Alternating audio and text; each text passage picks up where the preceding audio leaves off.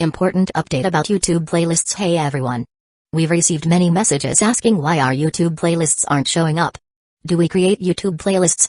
Yes, we absolutely do. So why can't you see them? Honestly, we're not sure.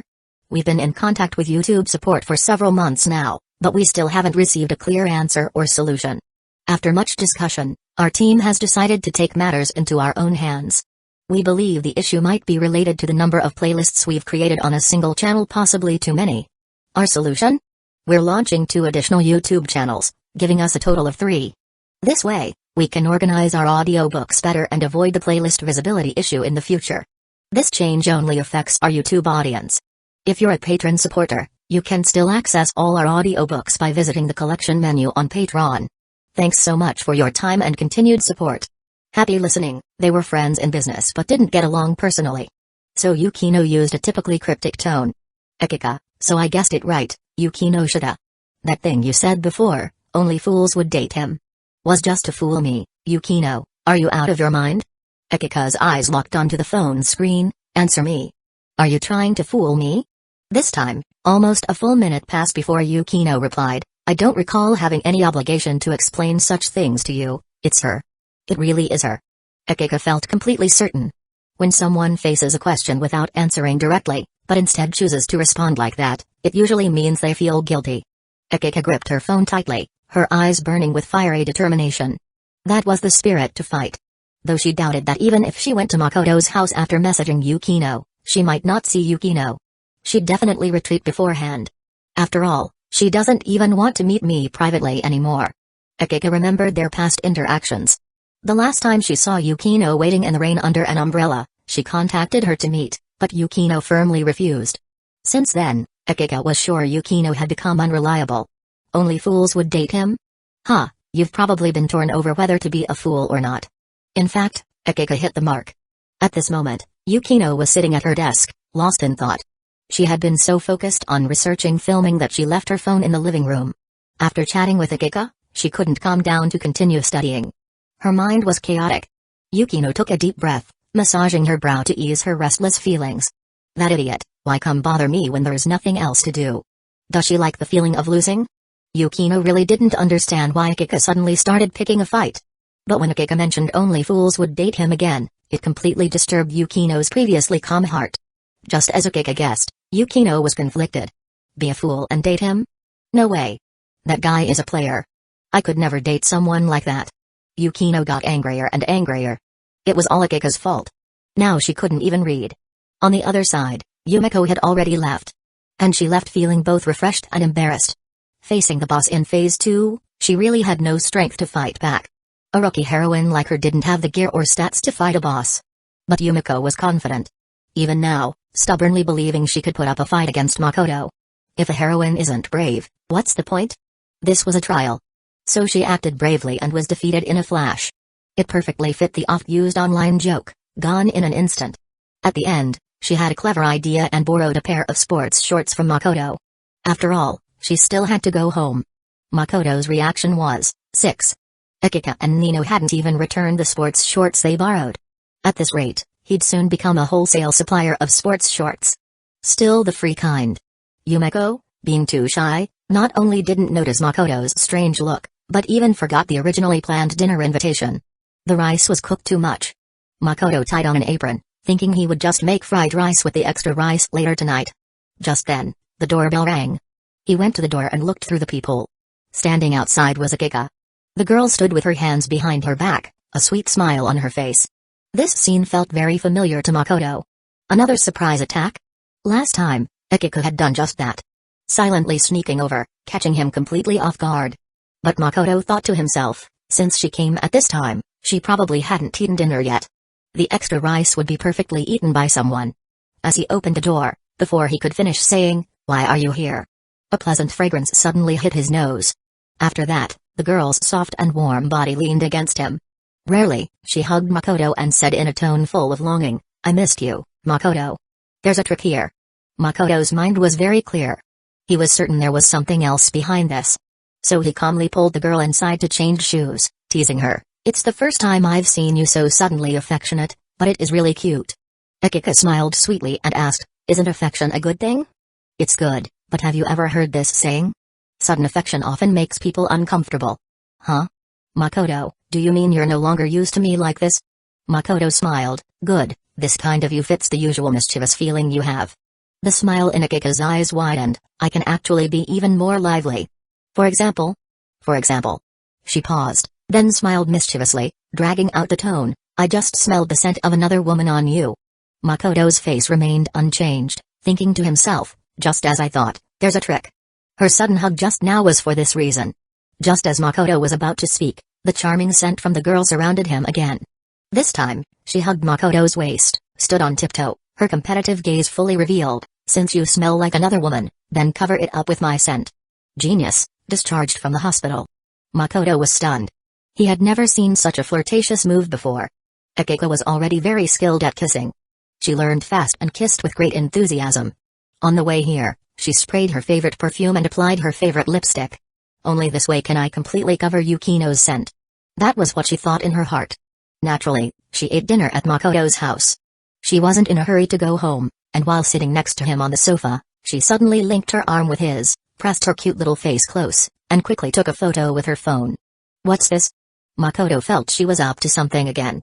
Akiko laughed and put away her phone. Since the atmosphere is like this, not taking a sweet photo together would be unacceptable, my dear captain. Makoto said, you're acting strange today. Akiko replied, nope, I'm always like this. Makoto rested his chin on his hand, pretending to think, if you're always like this, then you must have poisoned the lipstick, or why else would I be so suspicious now? Akiko rolled her eyes at him with a smile. Makoto was sure she wanted to cause trouble, just didn't know who her target was. Was it Yukino? Very likely. Or her wary sister Nino? That possibility wasn't small either. This question seemed difficult, but the solution was simple. Makoto chatted with her for a while. When he got up to get some snacks, he quickly sent a message to Yukino on his phone. Yukino, please respond. No reply from Yukino.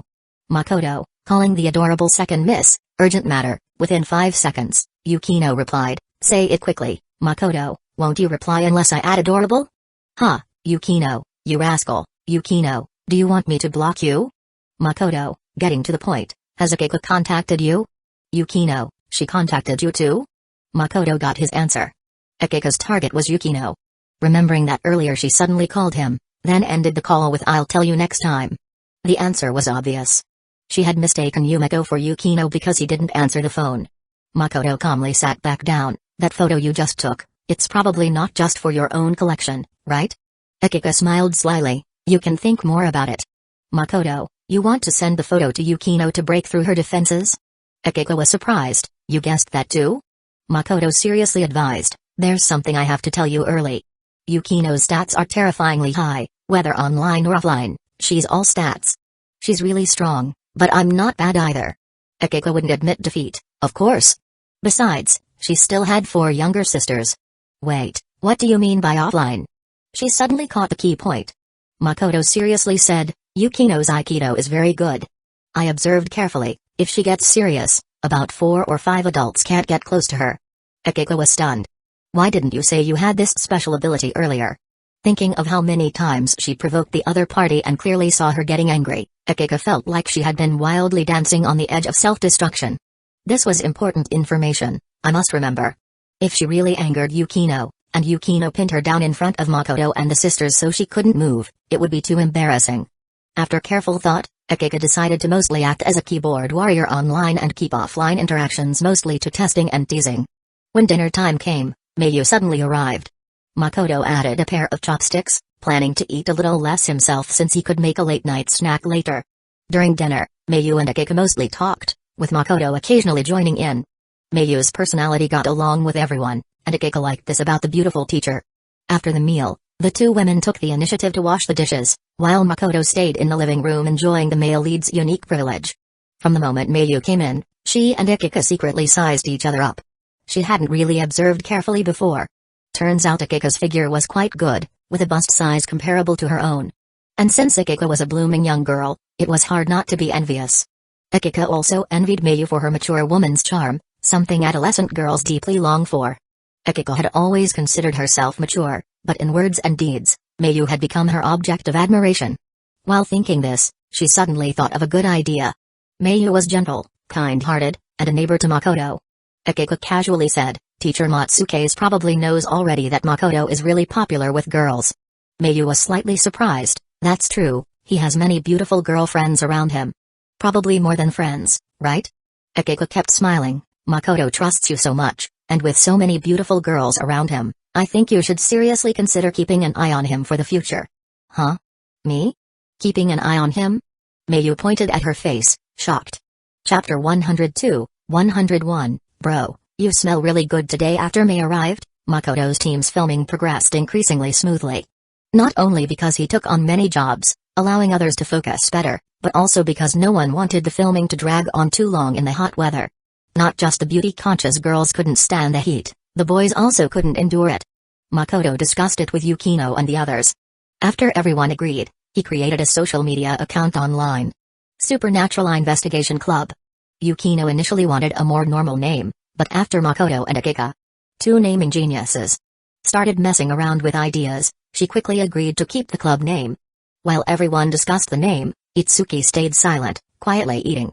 She was eating cookies made by Yukino herself. Because Yukino brought snacks, Akiko and Itsuki were surprised to discover that this black-haired, straight-haired girl was not only good at studying but also excellent at cooking. During this time, Makoto occasionally updated behind-the-scenes clips on the account. Of course, Yukino and Itsuki didn't want to appear on camera much, so only he and Akiko frequently appeared. After trying a promoted post, their account followers increased significantly, but aside from bot accounts, the real followers were mostly fans of him and Akiko. Also CP, couple pairing, fans. Makoto didn't realize that the first person stirring the CP hype on the club's account was actually Akiko's alternate account. No matter how you look at it, they're really compatible. Does anyone else feel the same?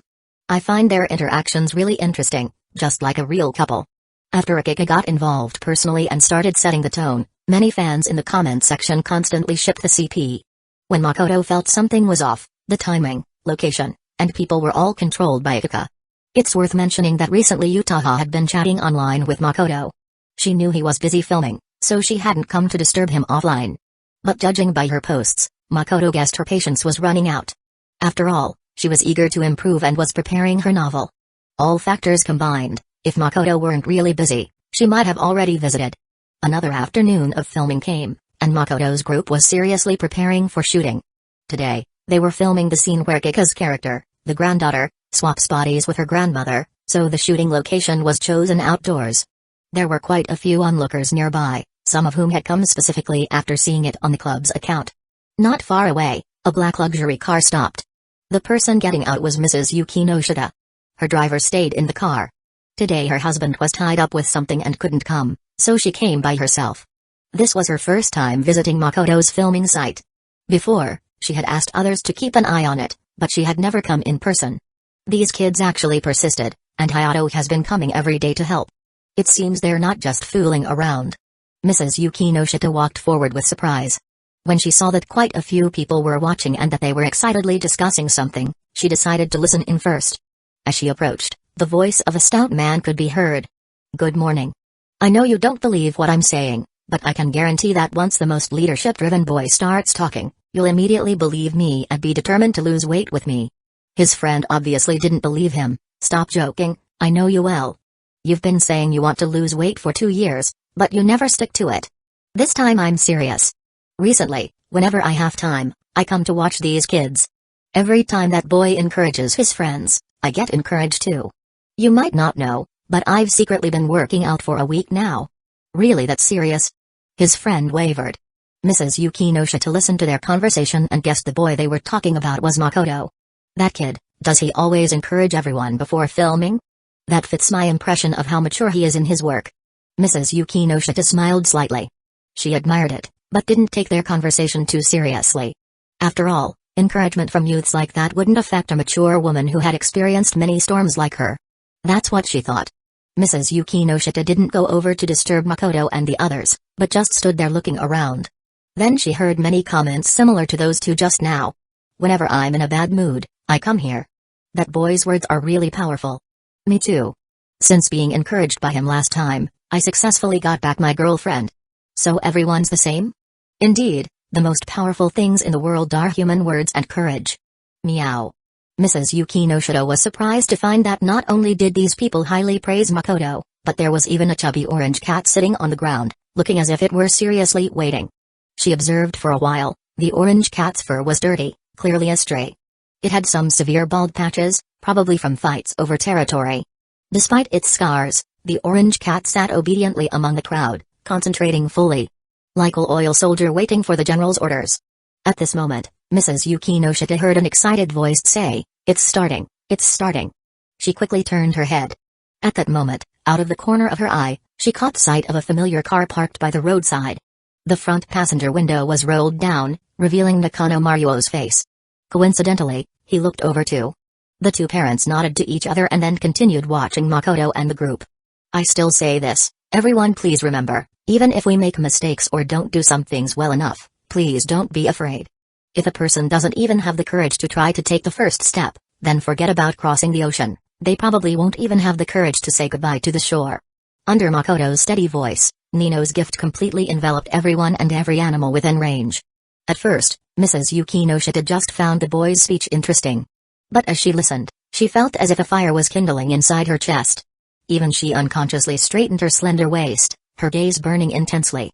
After Makoto finished the pre-match encouragement, many of the onlookers around Mrs. Yukino Shita also laughed.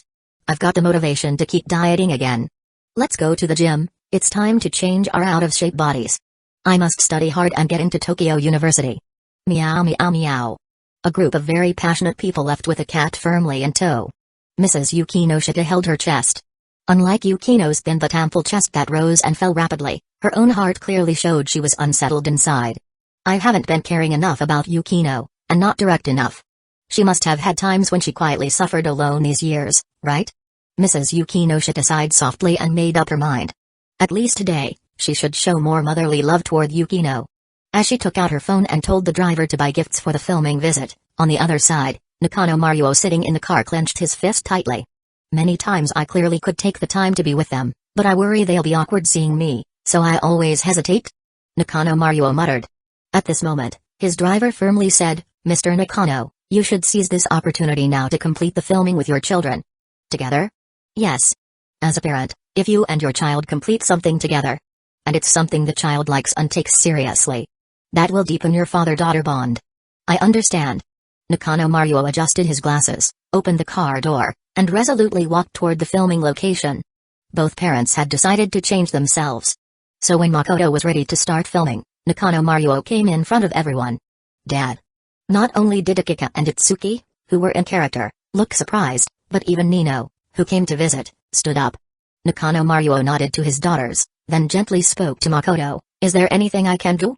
Makoto was stunned. So you were eavesdropping all along? Seeing Nakano Maruo's resolute aura, he knew Nakano Maruo had been buffed as well. Nakano Maruo still spoke with an unusually gentle tone. I was watching seriously just now and found you took on a lot of tasks alone. I know high schoolers have lots of energy, but I think I can help you with some of those things.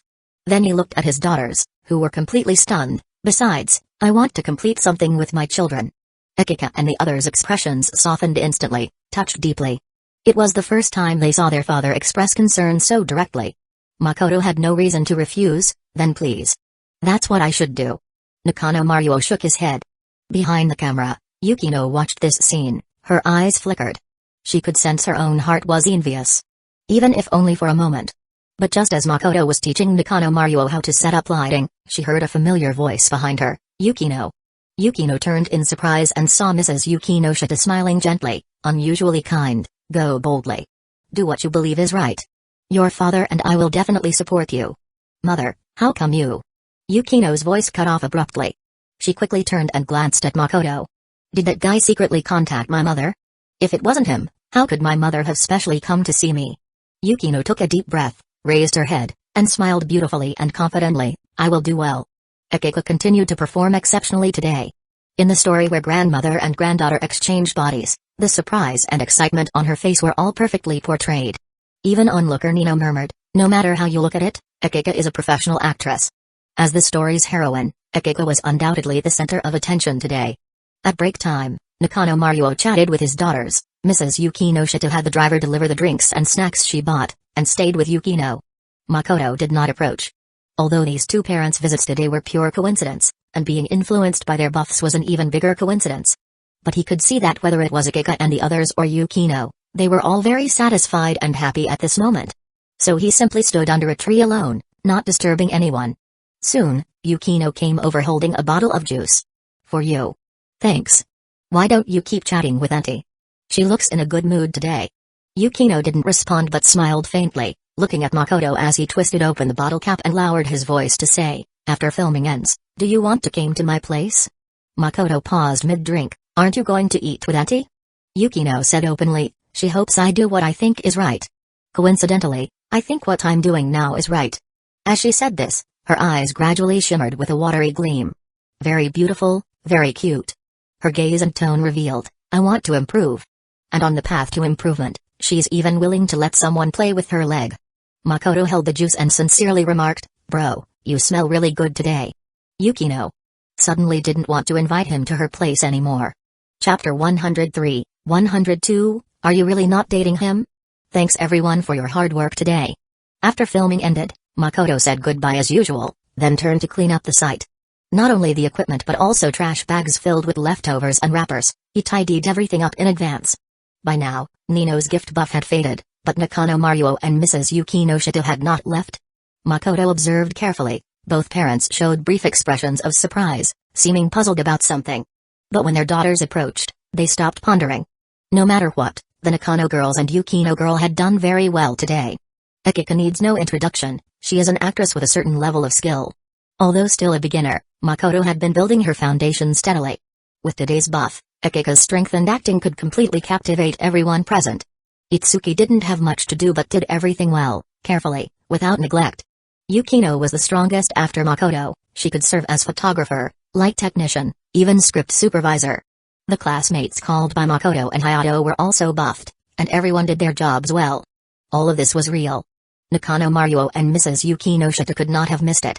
Small workshops really need a strong medicine. Makoto was tidying equipment, recalling Nino's task reward, and couldn't help but smile. This thing is really powerful. No matter if it's the higher-ups or the lower ranks, they are all extremely ruthless beings.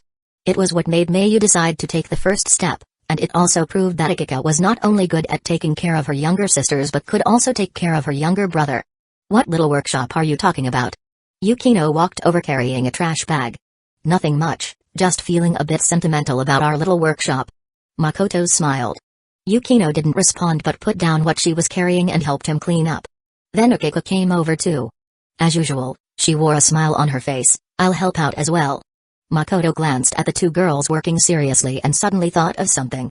He asked, aren't you going to stay with the elders? Judging by their expressions, they probably have a lot to ask you. We already talked. Both replied simultaneously. Right after that, Yukino and Akiko were both momentarily stunned. They exchanged glances, and Akiko was the first to smile, saying, what a coincidence. Yukino nodded faintly in response. Their sudden tacit understanding actually confirmed Makoto's guess, so, you're actually uneasy? Yukino fell silent. Akiko chuckled lightly, with you as our all-encompassing club leader, I really have nothing to worry about. Makoto acted as if he hadn't heard and continued. Our club's account is gaining more and more followers, and more people are coming offline to support us. Today, your elders came again, so you're worried whether this short film will succeed. This time, even Akiko didn't say anything. Makoto put the bag aside and asked, you've probably wondered what kind of short film high school students can make, right? Yukino gave a quiet. Akiko also nodded. Then, they maintained their tacit understanding, both their beautiful eyes looking at Makoto at the same time. Makoto met their gaze confidently. You've already seen the story of the short film and you're satisfied with it yourselves. We've all been working hard and haven't slacked off. If that's the case, why worry? Then he pointed at Akiko, more followers on the account is actually a good thing for you. Huh? Akiko was stunned. Yukino reacted faster, exposure. Makoto lowered his voice. Exactly. Akiko, your dream is to be an actress, but right now, you're not famous, let alone exposed. If there happens to be a suitable script now, how would the director team know you're the right actress for it? Akiko stared blankly at him. You were already thinking this far back when you were recording the documentary behind the scenes? Makoto didn't answer directly but turned to Yukino. You desire change, and I've noticed your efforts recently. Auntie's visit today indeed brings pressure, but it's also good because she can see your hard work with her own eyes. Yukino stared into his eyes, and after 2 seconds, softly replied, yes. Makoto smiled and said, don't worry about this or that first, just do your best. As for the final quality of the short film, I will take responsibility. Afterwards, he looked at Nino and Itsuki, who were talking with Nakano Maruo, and muttered to himself. No one said high school students can't make short films. Maybe you've all seen top quality works, and with our growing fame and buzz, it has made you feel pressure. He stepped forward and reached out to the two girls. The starry sky might have nothing to do with you and me, but the brilliant Milky Way can still fall into our eyes. Isn't that a great thing? Yukino and Akiko were both clearly stunned for a second. Then smiles appeared on their faces as they each reached out and shook Makoto's hand. You're right. Yukino's smile was very charming. As expected of the club leader, club member Akiko pledges loyalty to you. Akiko cheerfully saluted. Makoto laughed heartily, finally holding both your hands at the same time, as expected of me. Yukino. Akiko. Give me back my feelings of being moved, you jerk. They thought simultaneously. The two girls once again pulled their hands back in unison. But this time, they were smiling. Not far away, Nakano Maruo and Mrs. Yukino Shita heard the commotion and both parents noticed each other's gaze. They're working hard. Nakano Maruo said. Mrs. Yukino Shita smiled and nodded, I'm looking forward to their final results. Itsuki looked at Makoto and the others and murmured, did I miss something? Nino, standing beside her with her arms crossed, reminded, you missed a great opportunity to gather information, dumpling monster. Itsuki blushed slightly and was about to retort when Nino beat her to it. Dad just said we're going out for a big meal, and you ran over here all excited, seriously. Now Itsuki had no face to argue. Nino's use of running over in such a descriptive way made her even more embarrassed.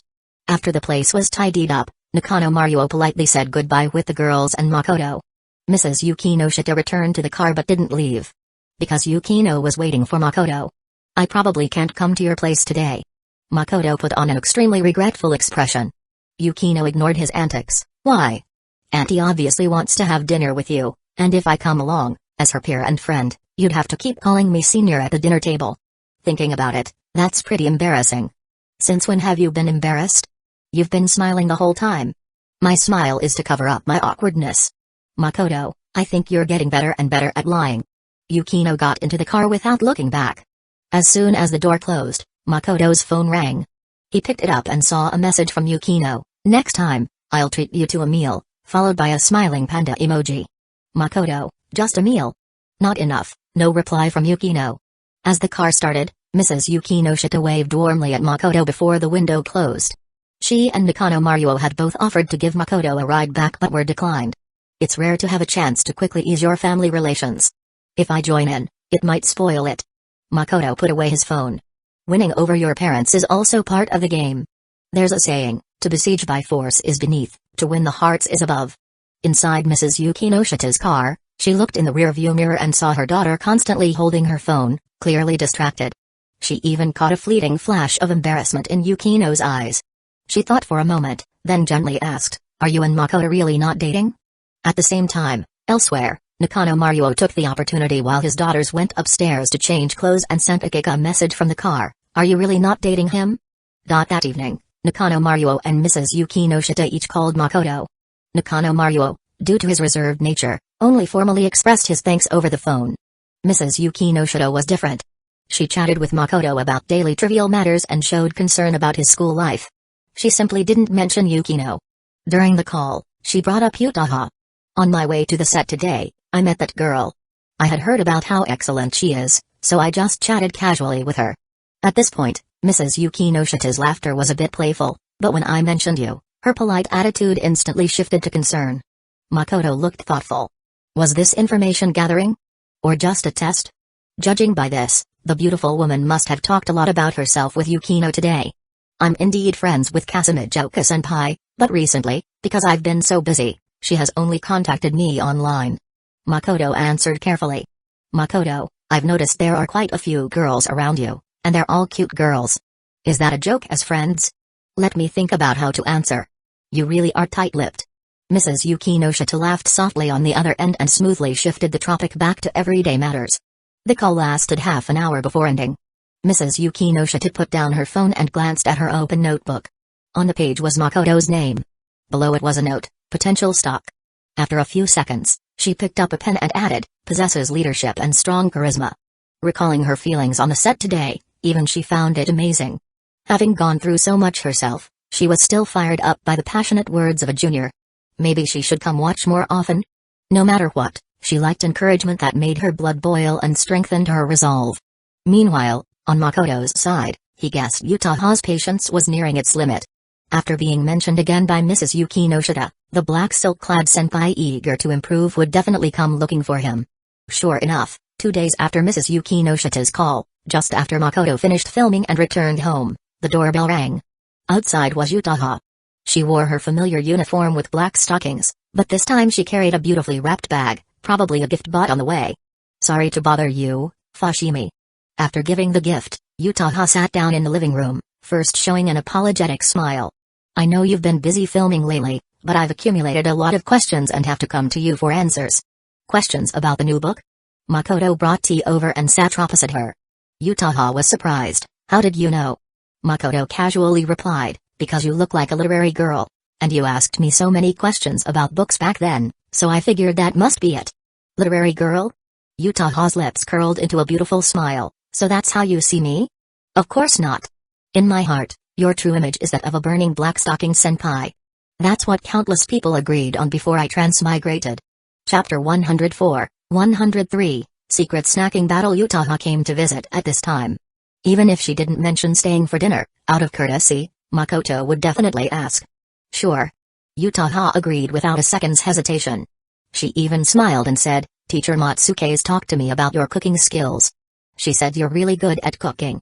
I've wanted to try it for a long time. Makoto only responded verbally but didn't believe a single word in his heart. No matter how gentle Mayu was, she wouldn't casually chat about her personal matters with a student. So the answer was obvious. Utaha was actively trying to find out. Such a smart girl, taking advantage of her casual chat with Mayu, was definitely fishing for information. Makoto couldn't help but recall an old phrase, woman, you're playing with fire. Although that phrase was old and awkward, it really fit the current situation. Since Utaha came over temporarily and there weren't enough ingredients at home, Makoto had to go out to buy groceries. Utaha naturally followed along. I've been wanting to buy some belts lately. Fushimi, you're a boy, why don't you come and give me some advice? While the two were walking around the mall, she suddenly asked. Makoto looked over with some amusement, Senpai, although I understand your eagerness to improve and your worry that our friendship might fade because we haven't met in person for so long, you didn't have to start by testing me, right? Utaha was not flustered at all. Instead, she smiled and asked, what do you mean by testing? Helping a girl pick out clothes is either something good friends do or best girlfriends do. Which do you think I should count as? Good friend's girlfriend? I see through you. You came prepared today. Faced with Makoto's teasing, Utaha only smiled without replying. I do want to improve, but I want to maintain our friendship even more. Otherwise, I wouldn't be so proactive. Just like Makoto said, they had only chatted briefly online these days, making her worry their friendship might fade. After all, he had many girls around him. And they were all especially cute. Utaha didn't want to miss out on someone so compatible, so she chose to take the initiative. She was even somewhat glad that her senior status made many things easier. Like now. She naturally looked at the massage chairs in front of her and said, my mom has been complaining about her back lately. Will this help? Such a simple topic could prevent the atmosphere from becoming silent or awkward. Makoto leaned over to take a look. I think these only help a little. If you really want a massage to relax, you need a professional masseuse. Then I'll try it first. Utaha casually handed her bag to Makoto. A senior seeing something she liked and wanting to try it, handing her bag to a junior to hold temporarily. Isn't this a clever way to get closer? She felt proud of her own wisdom, then turned and talked to the sales assistant, smoothly lying down on the massage chair. As the massage chair started, her body trembled slightly on it. Makoto only looked for a few seconds before deciding to stop. The problem with such a strong massage was that even a slight movement made his eyes ache. If he looked longer, he was worried his eyes would activate mind-clearing mode. He had the Nino's gift. After all. After they returned from the mall, while Makoto cooked in the kitchen, Utaha thoughtfully leaned at the door and chatted with him. One could only say today the Black Stockings senior was very proactive. The desire to improve clearly overflowed in her eyes. Naturally, this dinner earned her praise. Makoto's cooking was already pretty good. After practicing so long in the time loop, he had long surpassed Yukino and Nino. I have a question. Yutaha wiped her lips, her beautiful eyes fixed on Makoto. Your cooking skills are so outstanding, why do you always prefer eating at the cafeteria instead of making your own lunch? Makoto, because I don't like cold food. I see. Thank you for the meal. Yutaha said and then got up to help clear the table. With a guest, Makoto wasn't in a hurry to wash the dishes. After he took off his apron and returned, Yutaha got straight to the point. You have time now, right? I have a lot of questions about the novels I want to ask you. Sure. This time, Makoto didn't refuse. She had been left hanging for quite a while and surely couldn't wait now. Since she wanted to maintain their relationship, he could take it further while maintaining it. They talked for over half an hour, and Yutaha's notebook was filled with dense notes. She seriously recorded every key point she thought useful. I've accumulated too many questions, and my recent state hasn't been good, but luckily I came to see you today. Yutaha sincerely expressed her thanks. Makoto casually asked, any progress on your new book? If nothing unexpected happens, it should be a mystery genre. Mystery? Makoto paused mid-drink and unconsciously looked over. A renowned light novel author turning to mystery now? Yutaha didn't notice his surprise, rubbing her temples softly, saying quietly. I got the idea after reading your story, but before today, many of my thoughts were not clear. Luckily you helped me sort them out. Sort out was really a weird word. Makoto quietly drank his tea. Yutaha was completely relaxed now, her pair of black-stockinged beautiful legs were no longer so tidy but lazily stretched out. If Makoto didn't know she was relaxing, he'd probably think she was showing off her leg curves. No way.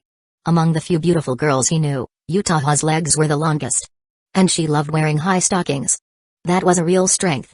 Yutaha's beautiful eyes wandered around the living room and finally landed on the transparent figure display cabinet. You actually like Ultraman?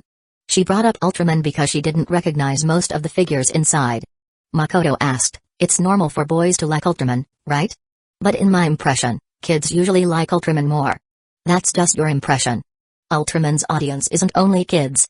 Besides, what I bought is the father of Ultra, a mature Ultraman that fits my age.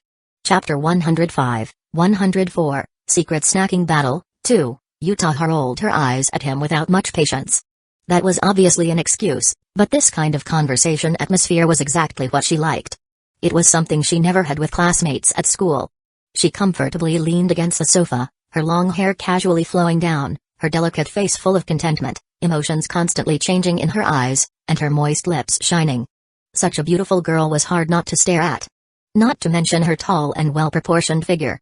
Though it was just a normal school uniform, she wore it with a hint of charm.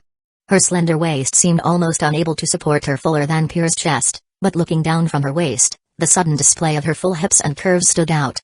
Under her skirt were a pair of long, even, black-stockinged legs, her small feet hidden inside slippers, with only a faint skin tone visible through the stockings around the calves. Even Makoto, who was a leg enthusiast, had to compliment, gourmet grade. By the way, Fashimi. Yutaha turned her head and looked at him. Since you can create stories too, what do you do when you're not in a good state? Basically just relax and find a method that works for me. Makoto answered. Yutaha shook her head helplessly, I do the same, but it doesn't work well. She lifted her face and muttered to the ceiling, sometimes I fantasize that if there was some external thing to help me stay in a good state, that would be great. Oh? Are you asking me if there's a simpler, more efficient buff? Yutaha saying such a somewhat ridiculous fantasy to Makoto showed how much she cared about this friend and was willing to open up occasionally. Makoto recalled the Yumiko's Queen Zora. Though unstable, he could turn it off anytime, and it wasn't necessarily a deceptive buff every time. He activated the aura. In an instant, a familiar frame appeared above Yutaha's head. The text inside read, burning. Makoto was puzzled, burning what? Yutaha suddenly stood up, her gaze gradually blazing, Fashimi, can I borrow your computer? Of course, but what's up? Makoto asked. I suddenly feel it. It must be that you just solved all my accumulated questions. I finally entered that state. She showed an excited smile. Makoto led her into the bedroom. As soon as the computer booted up, she entered a kind of manic state, her long fingers clicking furiously on the keyboard. Her gaze was fiercely intense the entire time. Now Makoto understood. The burning buff meant her inspiration and energy were fully ignited. If you need anything, just call me. Makoto said. Okay. Yutaha didn't look back, still in that inspiration overflowing state. Until 8 p.m. Mayu came to visit, but Yutaha was still in the bedroom and didn't come out. So Mayu heard the typing sounds from the bedroom and asked curiously, what's that noise? Senpai Kasumijoka is borrowing my computer to write something. Makoto answered. Kasumijoka Utaha? Mayu came to the bedroom door, only able to see Utaha's focused back and the crisp sounds from the keyboard. She didn't disturb her, pulling Makoto to the living room and whispered, "It's so late. Why hasn't she gone home yet? Should I call her?" Makoto also thought it was late. Mayu immediately stopped him. "No, let her be. She's in a good state right now. We'll talk later." The two chatted in the living room. At 8:30 p.m. Utaha finally came out. "Teacher Matsuke's. When did you arrive?" She looked very surprised. "I've been here for a while. Are you done writing?" Mayu asked with concern. "I was just about to say that." Utaha suddenly hesitated. She glanced at Makoto, then at Mayu, looking extremely conflicted. "I originally planned to take a break for a while, then continue." Mayu was surprised. "It's already this late, and you still want to keep going?" After all, she had come wearing her winning underwear today. If there were outsiders at home, how could she still compete with Makoto? That's right, she wanted to tutor Makoto again. Although the tutoring wasn't about schoolwork. Utaha picked up her teacup and drank it all in one gulp, then sighed softly. "My state has never been this good before. Because I worry that after today, I might not have this kind of state again, so I was thinking." She didn't finish her sentence. But Makoto understood. "You want to stay over?" Mayu realized it a bit late. "Eh? A boy staying overnight at home?" Utaha felt a bit embarrassed herself. She really didn't want to give up this state. Just a few hours were equivalent to several days of her usual progress. Who knows when she'd have such a good state next time. Sleeping over at a boy's house was indeed not ideal, but she trusted Makoto very much. As for the elders at her own home, it was actually very simple. She had such an excellent impression on her parents that whenever she gave a reason for staying over at a friend's house, as long as she said it was a female classmate, her parents wouldn't ask too much. Makoto happened to ask that point, "Are you sure you want to stay overnight here? What about your family?" Utaha smiled confidently, "I'll tell them I'm staying at a female classmate's house tonight." Makoto, "So you've already thought it through? Impressive." Mayu blinked, thinking, "Are you sure you want to talk about lying to your parents in front of a teacher? Is it okay, Fushimi?" Utaha looked at Makoto with eyes full of hope. Even now, her gaze was still so high-spirited and passionate. Obviously, she still had a lot of inspiration waiting to be released. This state could also be called being hyped up. "Then I'll help you tidy up the guest room." Makoto stood up. Utaha immediately thanked him, then turned and went back to the bedroom to continue typing. Mayu felt strange watching this. Helping Makoto clean the room, she said with a subtle tone, "This feels so weird." "Indeed, but I can understand her feelings. She's been stuck for so many days and finally found the feeling again. She's probably worried that if she stops now and goes home, the feeling will disappear." Makoto guessed Utaha's thoughts. Mayu shook her head. "I don't understand novels, but it looks like she really trusts you a lot." "To be honest, yeah. I still remember Akika told me to help keep an eye on things." As she spoke, she couldn't help but blush and smile. Makoto saw her silky, seductive eyes and immediately lowered his voice, "My room has very good soundproofing." Mayu blushed and dared not respond. But she decided to go home briefly to get a set of yoga clothes. She often practiced yoga to keep her figure. And with her sexy figure, wearing yoga clothes would definitely make someone's heart race. Since taking that step, she wouldn't hold back the heat inside anymore. The only problem was how not to be noticed by Utaha. Cover her own mouth? Or just stuff it? Before Makoto even thought about it, she had already come up with some play. So tonight's operation might as well be called the secret snack battle. Thought Mayu. Chapter 106, 105, The Mystery of Yoga Lies In. At night, Utaha sat on a chair in the guest room and stretched. Makoto's laptop had been borrowed by her, and since changing rooms, she had been sitting in front of it without moving. "My state has never been this good before. It really was right to stay." Utaha was a little excited. But she didn't know that Makoto had actually turned off Yumiko's queen aura. And the burning buff on her head was gone. The reason she could maintain this state until now was purely because her mindset had opened up, and combined with her own excellence, she could rely on herself to enter that no madness, no life state. Speaking of which, Matsuke's sensei should have gone home by now, right? Utaha suddenly remembered the gentle teacher. She wore slippers and went to the living room. The lights outside had long been off, and the whole living room was dark. She didn't specifically check the shoe rack by the door. After all, it was already this late, so Mayu must have gone home to rest. Makoto's bedroom light was still on, but she didn't disturb him, instead looking at the bedroom with hesitation. She hadn't noticed before, but after entering this state, she had even begun to sweat a little. Although it didn't have much effect, as a girl who cared about her appearance, she still wanted to take a shower. Should I ask him if I can borrow the bathroom? But what should I wear? I can't just not wear anything. Yutaha thought awkwardly. She trusted Makoto a lot, which was why she was spending the first night at a boy's house in her life. Her parents also trusted her a lot, so when she used the excuse of preparing for writing a novel and said she was staying with a female classmate tonight, her parents didn't doubt it at all. Even the pre-planned method she had arranged with friends wasn't needed. She was just too outstanding, causing her parents to trust her completely. Even if I don't shower, I have to wash my face and brush my teeth. Yutaha thought a bit, then walked over. But when she arrived at the sink, she found a note stuck to the mirror. It said, "The toothbrush and towel next to you are new. If you want to shower, the new bath towel is also ready. The one hanging on the left. You can throw your clothes into the washing machine after changing. The weather has been good these days, your clothes will definitely dry overnight." Yutaha was stunned for a few seconds, then gently removed the note. He even thought of this. Yutaha clenched the note, touched, and moved. The feeling of being cared for by a boy was something she had never experienced before. And the other person had thought of everything in advance, preparing all the necessary supplies. Although she hadn't been in love before, at this moment, she really felt like maybe I should try dating. Yutaha closed the door, and while filling the bathtub, she recalled her interactions with Makoto. He was quite good-looking, sometimes flamboyant and careless in personality, but steady and careful in doing things. He understood her very well and was in sync. Such a person. Wouldn't it be a pity not to take him as a boyfriend? After the bathtub was filled, she quickly removed all her clothes. Her figure was tall and full, with mature curves envied and admired by peers, a beautiful body like a brilliant flower blooming. Many girls her age were still flat-chested, but she had a figure even better than many adult women, a slender waist, fair skin, without any fat or blemishes. Her smooth, white legs, usually hidden under black stockings, were like jade, and her small feet stepped lightly on the bathroom floor. Until she lifted her long jade leg and sat in the bathtub, stirring the water with a circle, she thought, it would be such a pity not to catch him.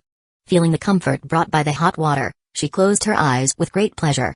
I'm so beautiful, and my figure is so good. Even if he has many cute girls around him, none may be better than me. Most importantly, I can keep meeting him regularly by asking about the novel writing problems. I have many advantages. At this moment in the bedroom, Mayu was wearing a set of tight pink yoga clothes, elegantly lying on a blanket, concentrating on the movements shown in the instructional video on her tablet.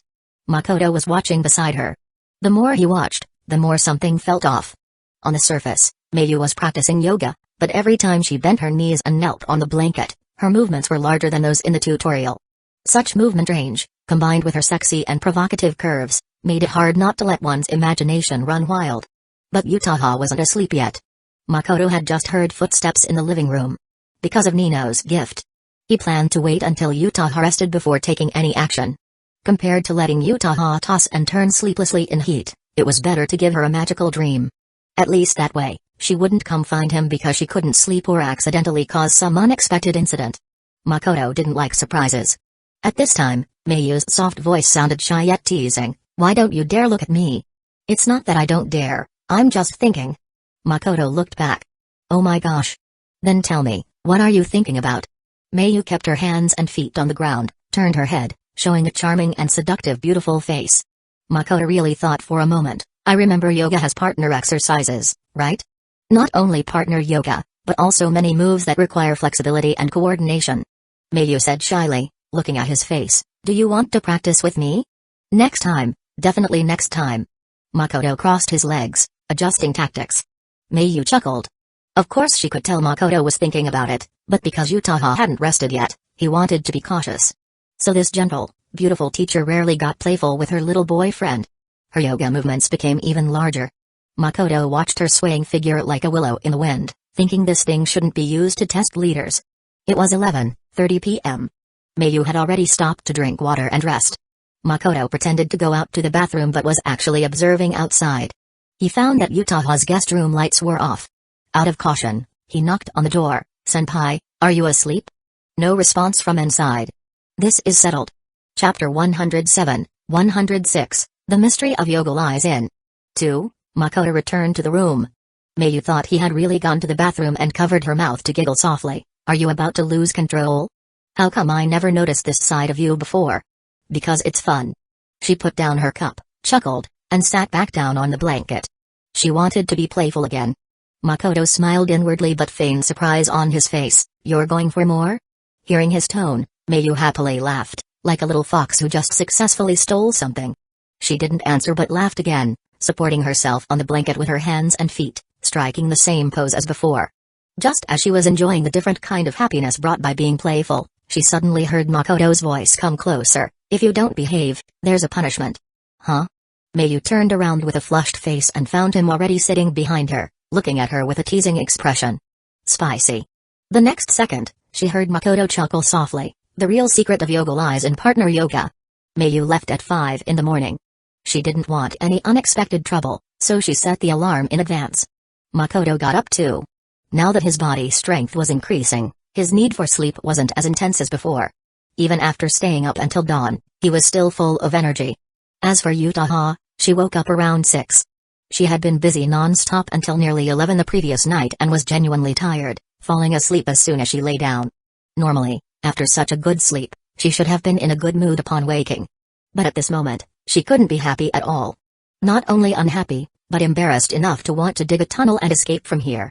The sheets and blankets were wet. Anyone who didn't know might think she had wet the bed like a child. No wonder I had such a strange dream. Utaha's face was burning red, and she squeezed the blanket tightly in extreme shame. This kind of thing was definitely unavoidable. But the problem was, if Makoto found out, wouldn't she be utterly humiliated? She had hung up the clothes she had wrung out before going to bed last night, so now she wrapped herself tightly in her bathrobe. Her whole mind was filled with shame and embarrassment, and the usual calmness of the senior was long gone. Wait, maybe if I use a hairdryer, it could work?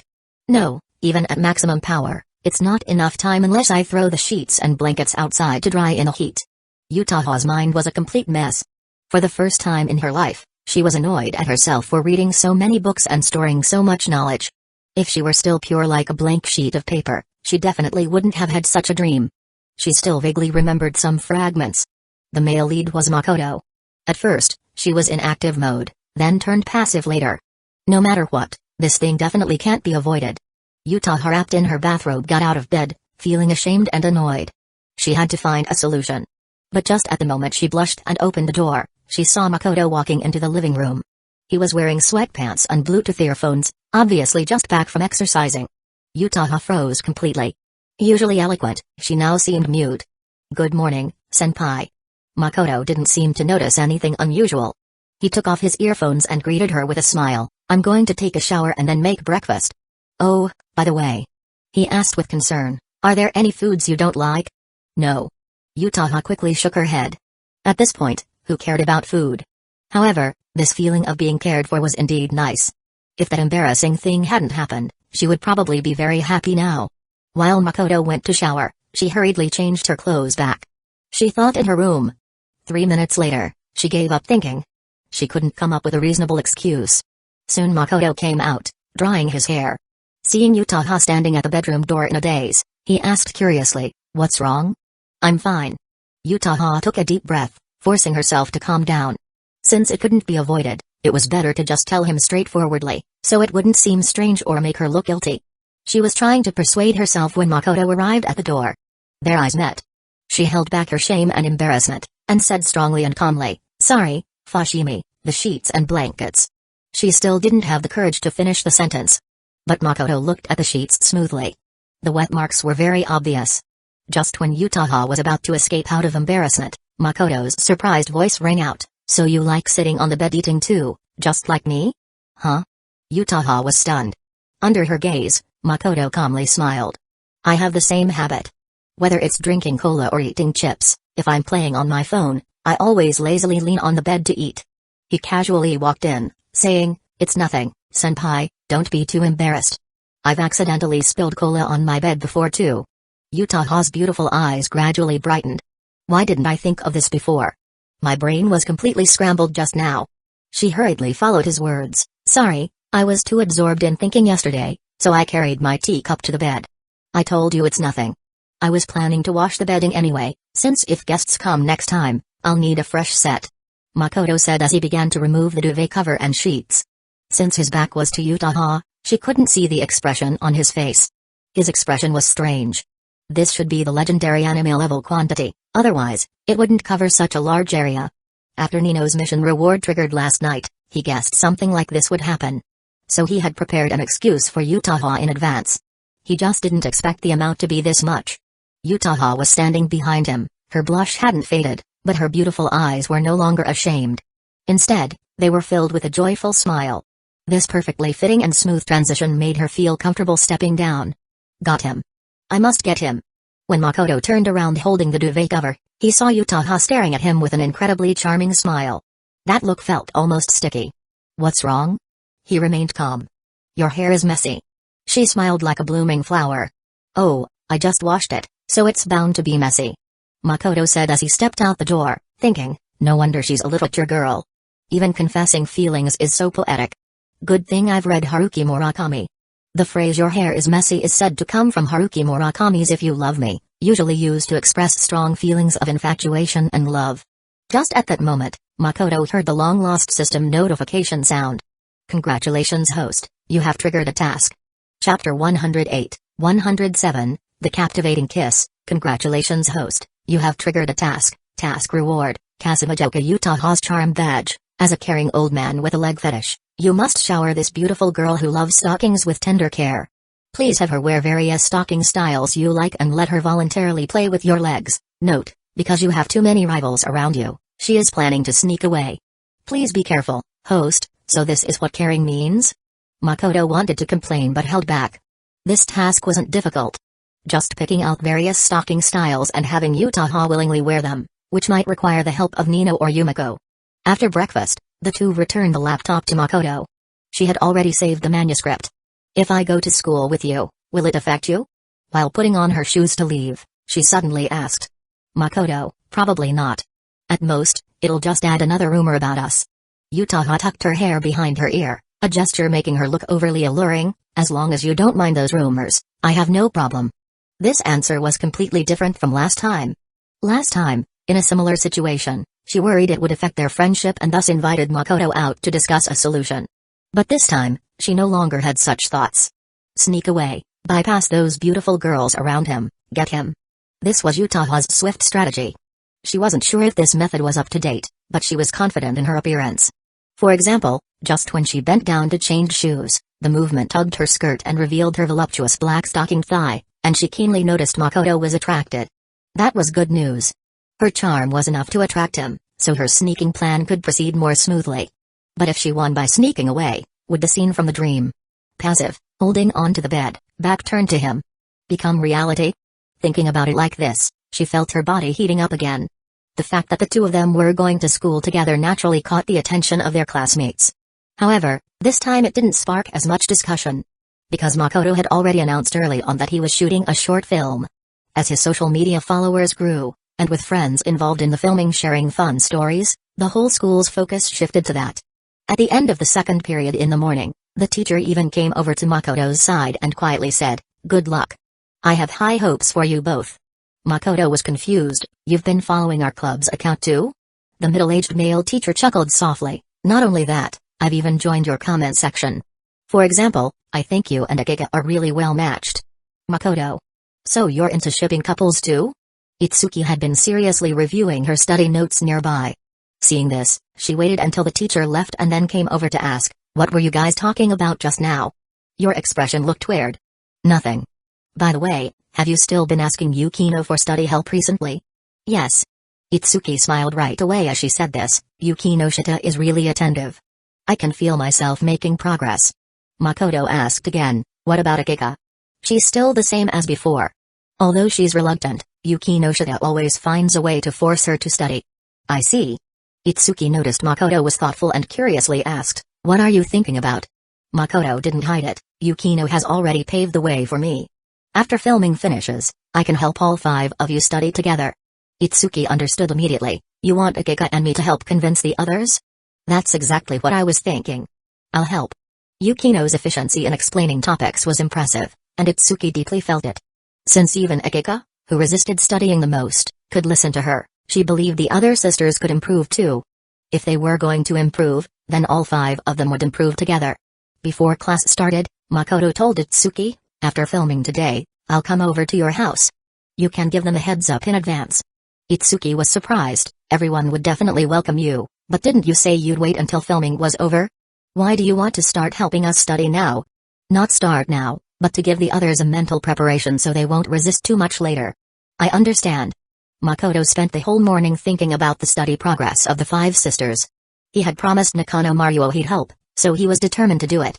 Yumiko also came by to chat with Makoto in the afternoon.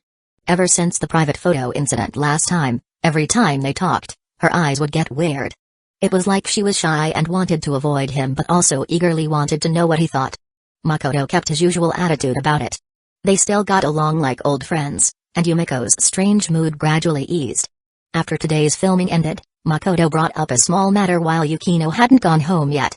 Maybe because it's a big deal for high school students to shoot a short film, our club's account followers have been growing fast recently. We've even had some advertisers approach us. Looking at the 3 beautiful girls with different expressions, Makoto said, regarding whether to accept advertising and earn some pocket money, I want to hear your opinions. What kind of ad? Yukino asked first.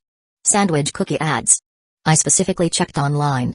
Their sales are average, but they've increased advertising this year, probably trying to grow bigger and stronger.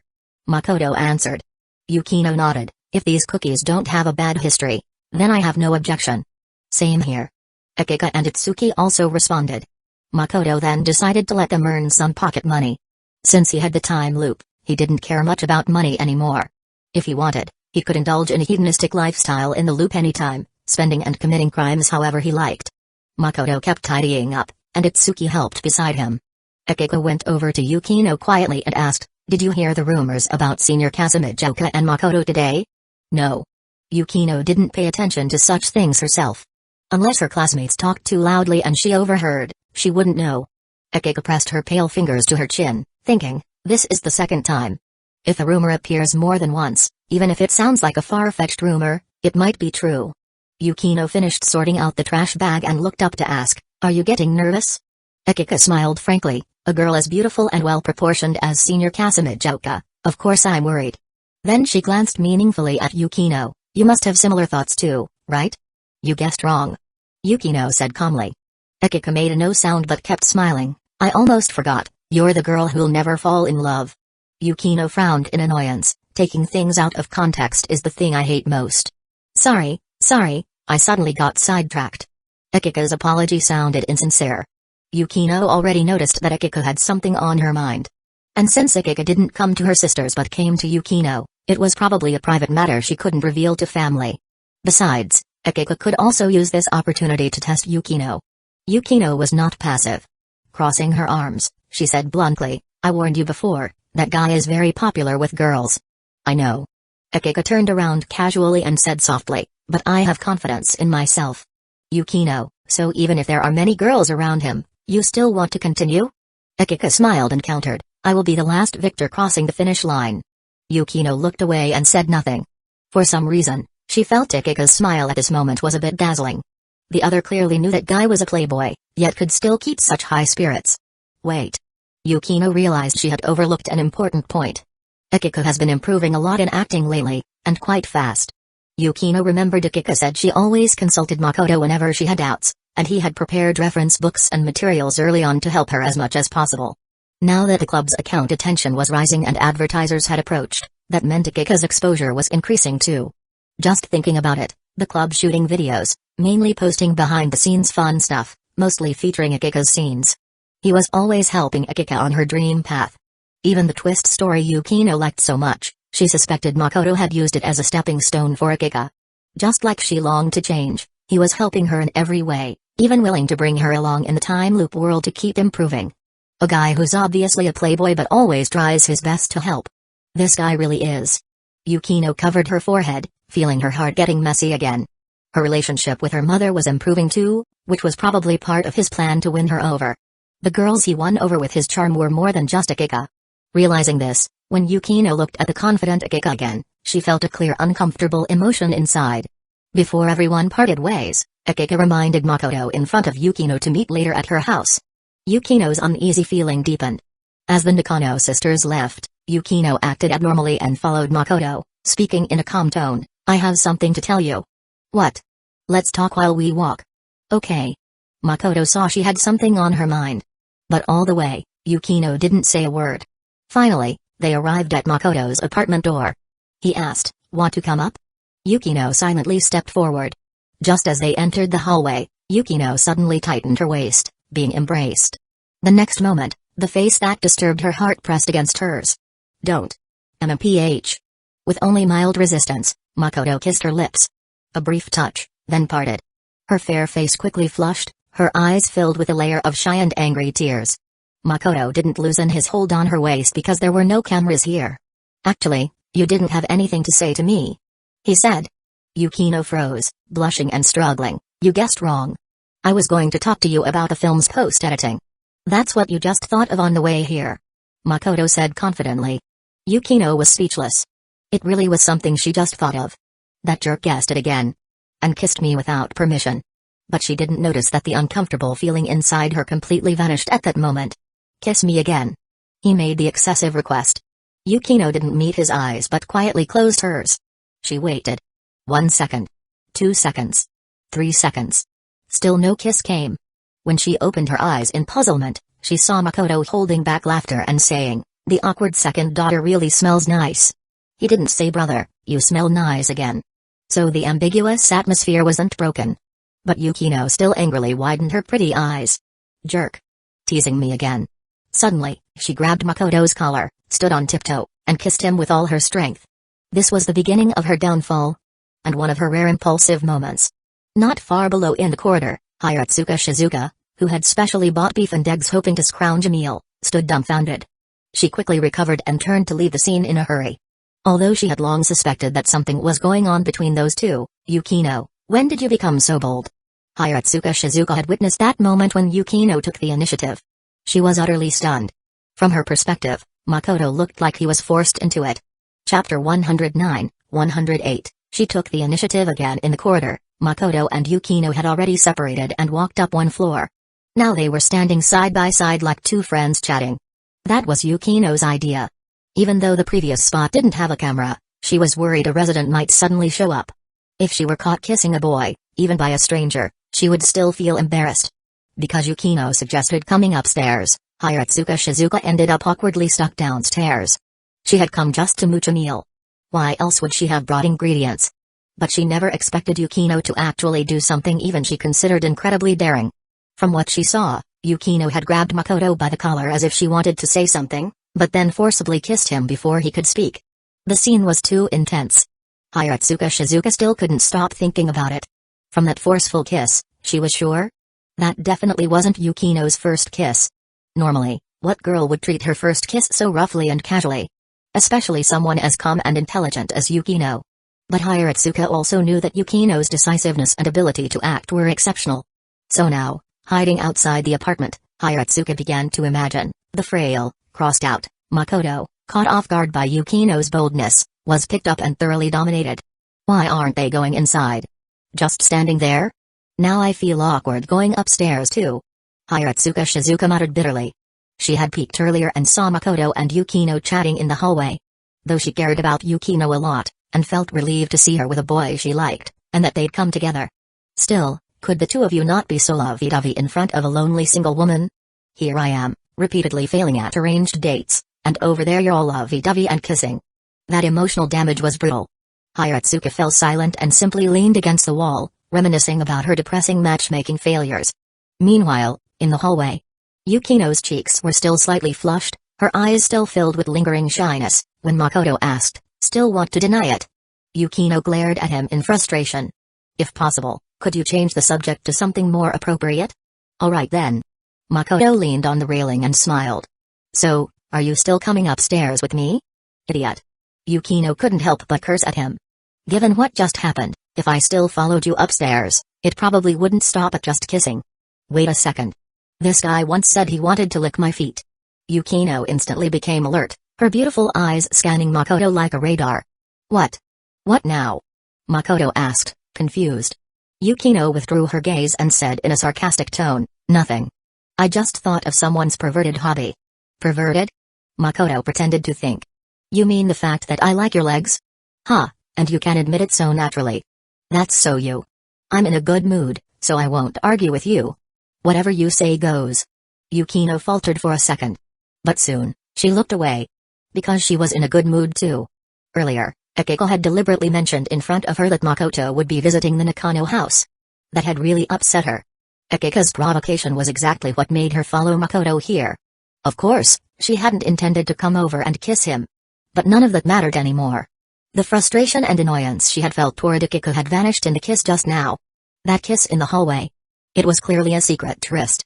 But Yukino knew in her heart, not only was she not repulsed by it, she was even somewhat addicted. She was falling. Suddenly, she asked Makoto, "Why did you go to the Nakano house?" In the past, she would never ask something like that. This was proof she was falling for him. Makoto chuckled. "If you were always this honest, you'd be even cuter." Yukino blushed. She was smart enough to understand exactly what he meant. Still, she composed herself, lifting her graceful chin to maintain a calm demeanor. "Please don't stray from the topic when I'm asking a serious question." All right, I'll answer." Makoto's tone was full of affection. Yukino's cheeks grew hotter. They weren't standing too close. Just close enough that she couldn't elbow him like she usually did. So instead, she raised her leg. Clad in long stockings. As if to kick him. But Makoto said in surprise, "You're willing to reward me here?" Yukino silently lowered her leg. "Nope. He's a pervert. I absolutely can't kick him outdoors." Makoto stopped joking and offered a single word, tutoring. Yukino understood instantly. For all 5 of them. Yeah. Their grades are so bad, I doubt they'll graduate without tutoring. You're wrong there. Yukino corrected. Itsuki's progress isn't slow, and she's motivated. As for Akiko, she laughed. Not out of concern, but satisfaction. Smiling, she said, "Every time I force her to study, she always looks like she's in agony and tries to resist. But I have plenty of ways to make sure she can't run away." Makoto shook his head in amusement at the girl's delight. "So, she's improving too?"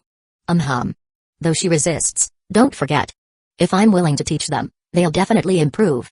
Yukino said with her characteristic confidence. "That, I believe." Makoto didn't mock her pride. After all, he knew just how capable Yukino was. "Now that I think about it," Yukino said, recalling something. Akiko once mentioned that not only are their grades terrible, but all 5 of them opposed the idea of tutoring. Makoto mimicked her confidence. "Don't forget. If I step in, I can handle it." Yukino shot him a glare. "Don't imitate me." Then she let out a soft laugh. Every time she was alone with him, she always ended up being teased, but somehow it always put her in a good mood. It wasn't just because of her feelings for him. It was also because they were so in sync on many things. While Yukino was secretly delighted, Makoto suddenly said, "I think I saw Hiratsuka-sensei." Yukino instantly went on alert and leaned forward to look downstairs. Makoto pointed to the apartment wall. "She's over there. I saw her sneaking around like a thief earlier. Actually, kind of like how you're acting now." Yukino clenched her fists and said coldly, "Do I have to hit you before you stop spouting nonsense? I already said, I'd be happy if you rewarded me. You're hopeless." Yukino shook her head in disgust. Then a thought crossed her mind, and her expression changed slightly. "I remember Hiratsuka-sensei and Matsuke-sensei are really close. She even told me they often go shopping and eat together." Makoto nodded. "Right." Yukino, in detective mode, narrowed her eyes. "But if Hiratsuka-sensei didn't come in and instead is hiding out there, doesn't that mean?" She took a deep breath. "She probably saw us just now. That's why she ran off." Makoto added. "But since she came here for dinner, and probably already made plans with Matsuke-sensei, she couldn't just go home. She's probably hiding, waiting for us to leave so she can go upstairs." Yukino thought so too. After hesitating, she said, "Let's go to your place first." "All right." The 2 of them headed upstairs. Though the door was open, neither of them changed their shoes. They waited at the entrance for a while, then, with perfect timing, Yukino and Makoto stepped forward together and looked down. Sure enough, Hiratsuka Shizuka appeared carrying a bag. She was walking quickly toward the hallway, mumbling something to herself. Yukino looked a little embarrassed. "She really did see us. Want me to keep it a secret?" Makoto asked with a grin. Yukino shot him a glare. "What do you think? If you want me to keep quiet, I'll need something in return." Makoto gestured for her to head inside, trying to avoid running into Hiratsuka Shizuka. Yukino followed him into the room, closed the door, and they stood beside the shoe rack, even closer than before. This guy actually wants something in return? Yukino was a little annoyed, but instead of saying anything, she kept watching through the peephole. Not long after, Hiratsuka Shizuka's figure appeared. But Yukino quickly froze. Hiratsuka Shizuka didn't go straight into Mayu's apartment. Instead, she stopped at the doorway, sticking close to it like a thief. Her movements were completely like a burglar scouting out a location, pressing her ear to the door trying to eavesdrop on the sounds inside. Yukino stared outside, her lips slowly parting in surprise, her beautiful face filled with disbelief. "Let me see." Makoto, now curious, leaned in. Yukino wanted to move aside, but suddenly felt an arm tighten around her waist. Just like when he held her in the hallway earlier. Her face reddened, and she was just about to scold him when she looked up. And froze. Makoto was looking at her. He wasn't looking outside at all. So when he said "let me see," he meant her? In translation, someone was showing off again. "What about my reward for keeping your secret?"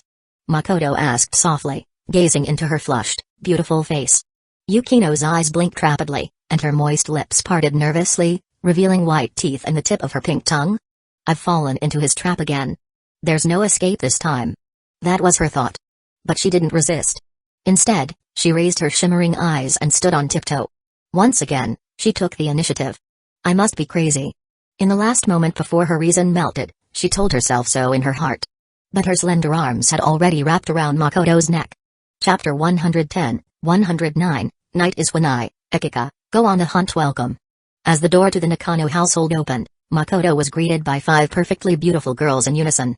All 5 had flawless faces and figures. Except for Miku, who seemed a bit reserved, the other 4 smiled warmly. Makoto made an exaggerated expression as if wondering whether he had come to the wrong place, even stepping back to look around theatrically. Ekika couldn't help but laugh. Come on in already. Don't just stand there. Without waiting for permission, she dragged Makoto inside and teased, well? Isn't this a big surprise? It really is. Good thing Mr. Nakano wasn't here. If he saw you all giving me such a warm welcome, he might have come out swinging. Makoto played along. That's so exaggerated. As far as I know, Dad's never even raised his voice, said Nino, rolling her eyes. Makoto explained, it's a different situation. You're his beloved daughters, and I'm a guy. If this were drama, I'd totally be the shady blonde punk your dad would guard against.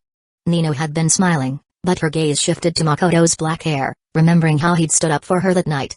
Maybe his face really would suit blonde hair. She was getting curious. Makoto took a seat in the living room. Ekika, for once, acted like a proper older sister and went to make tea. Nino muttered with a smirk, she only acts like a responsible big sister when you're around, Makoto. I can back that up, said Yotsuba, raising her hand. With her energetic smile and cheerful gesture, she looked like the picture of a normal, cute high school girl. At least in Makoto's eyes, Yotsuba seemed the most normal among the sisters in terms of personality. On the surface, anyway. While Akiko was making tea, the rest of the 5 tiger generals on the couch became the remaining 4 sisters. Makoto glanced at the girls, all eyes on him. And Akiko occasionally peeking his way too. He decided to get straight to the point. I came over today to talk about your studies. The moment he said that, aside from Itsuki, who stayed calm, the other 3 had varied reactions. You're still trying to be our tutor? Nino groaned. Be honest, Makoto. Did our dad contact you again? Yotsuba added, I think so too. Dad's always been super concerned about our grades. Miku stayed silent, simply watching Makoto with her beautiful eyes. Makoto had anticipated this and remained composed. Relax, I only said I wanted to talk. I didn't say tutoring starts today. So, not today. But sometime later? Nino was quick to catch on. Let's talk about that another time. Oh, right. Nino, after tasting your cooking last time, I thought maybe we could team up. Like tonight, I could be your assistant. Nino replied irritably, hey, that subject change was way too forced. I wasn't changing the subject. Makoto said calmly. Part of the reason I came today was for that. As for their resistance to tutoring, Makoto didn't think it was a real problem. Nino's incentive alone would be enough to get them motivated to study. Using Nino's own buff against her. Now that was a case of fighting fire with fire. At that moment, Akiko returned, smiling. Makoto, are you saying you want to have a cook-off with Nino? Nino froze, then perked up. Really? Makoto realized Akiko was helping him steer the conversation and nodded. You could say that. Nino grinned confidently. Fine. I accept your challenge. When it came to cooking, she was full of pride. With Akiko's support, Makoto smoothly guided the conversation toward filming. Although the other girls occasionally visited the set, there were still many interesting stories they'd never seen. The conversation was lively and fun. After Nino returned from cooking, she suddenly said to Akika, "Akika, isn't it time to tell him?" Makoto asked, "Tell me what?" Itsuki explained. Akika said she had something big to announce, but she wouldn't say it until you arrived. Makoto turned to Akika. She smiled and playfully winked at him, as if hinting at something. After a moment of thought, Makoto understood. Is Akika going to confess she's an actress? It was actually a good opportunity. Akika's fame was steadily rising. As more behind-the-scenes videos from filming were released online, her visibility wasn't limited to school. She was getting attention on the internet too. At this rate, she wouldn't be able to keep her acting career a secret for long. Instead of dragging it out, it was better to come clean now. And the fact that she waited for him to arrive before making the announcement. Clearly, she wanted him there to support her. Realizing this, Makoto kept his expression curious. Now that everyone's here, Akika, why don't you begin? The other girls all turned to look. Akika had already prepared herself emotionally. Facing their gazes, she spoke gently, "First of all, I owe you all an apology. I shouldn't have kept this from you for so long." Her sudden serious tone piqued their curiosity. Miku and Yotsuba were trying to guess what she was going to say. Nino and Itsuki, however, exchanged a strange glance at Makoto. Could Akika and Makoto have done something intimate? The kind of scene that would make them blush just thinking about it. Even Itsuki had forgotten that Makoto once warned her, Akiko had a secret, and he couldn't reveal it. The cheerful atmosphere in the living room suddenly shifted. "I'm really sorry for hiding it all this time. Actually, I've been secretly going back and forth between film sets for quite a while now," Akiko confessed. The guilt on her face wasn't an act. She knew how much her sisters cared about each other. But her explanation was vague, and to the others, it was just confusing. "What do you mean, going to film sets? Are you working part-time?" Nino asked. Akiko calmly explained, "I've been acting." Silence fell over the room. Makoto quickly said, "About that." He hadn't finished when Nino interjected, "That's it?" Now Akiko was stunned. Itsuki had a look of realization. No wonder she always finishes scenes in one take. No mistakes. Turns out she's already professional. Miku recalled, "Last time Nino and I visited the set, even the extras were praising her acting. They said someone her age must have a family member in the industry." Yotsuba looked at Makoto. Fushimi-kun clearly knew about this. "So, are you the one teaching her how to act?" Makoto corrected her. "Not really teaching. Akika's naturally talented. I just help organize her materials and answer her questions." "That's still impressive," Yotsuba said sincerely. "Yeah." Nino nodded. Makoto isn't even an actor himself, but he still seems super professional about it. Watching them chat so casually, Akika felt a little defeated. "Wait. This was me revealing a huge secret, and you're all acting so nonchalant?" She had spent a long time thinking it over before deciding to come clean. She was nervous. Worried her sisters might react badly. So she waited until Makoto arrived to say it. And all Nino said was, "That's it." Makoto was also a little surprised at first, but thinking about it, their reaction made sense. Given Akika's stellar performance under the buff of secrecy, even professional actors would assume she wasn't an amateur. Nino and the others heard rumors at school every day, and they'd seen the comments on Makoto's club account online. With all that build-up, Akika's huge secret wasn't that shocking anymore. At that moment, Nino stood up. "Even if we already kind of figured it out, you still kept it from us for so long. I'm at least a little mad." Akika lit up. Yes. That's the tone I was expecting. Give me more of that, or all my emotional prep will go to waste." Nino. With a soft PFFT, Itsuki covered her mouth, laughing. Then Miku and Yotsuba followed. Nino clutched her face in pain. How did I end up with such an embarrassing older sister? Well, any lingering irritation she had just vanished. Akiko looked at her happily laughing sisters. And suddenly didn't feel so happy anymore. In fact, it all felt kind of underwhelming. This outcome was undeniably a good one, but she wasn't happy. She had constantly been psyching herself up, encouraging and reassuring herself in order to prepare for this confession. Yet in the end, her sisters had accepted it so casually. It made her feel like all her preparation had been in vain, like a clown performing for nothing. Makoto was also laughing. He handed Akika a cup of tea. "This is fine. Thanks." Akika replied in a flat tone, taking the tea and drinking it in one go. Nino sat back down. "Since Akika's big reveal is done, I guess it's my turn now." "You have a secret too?" Akika asked in surprise.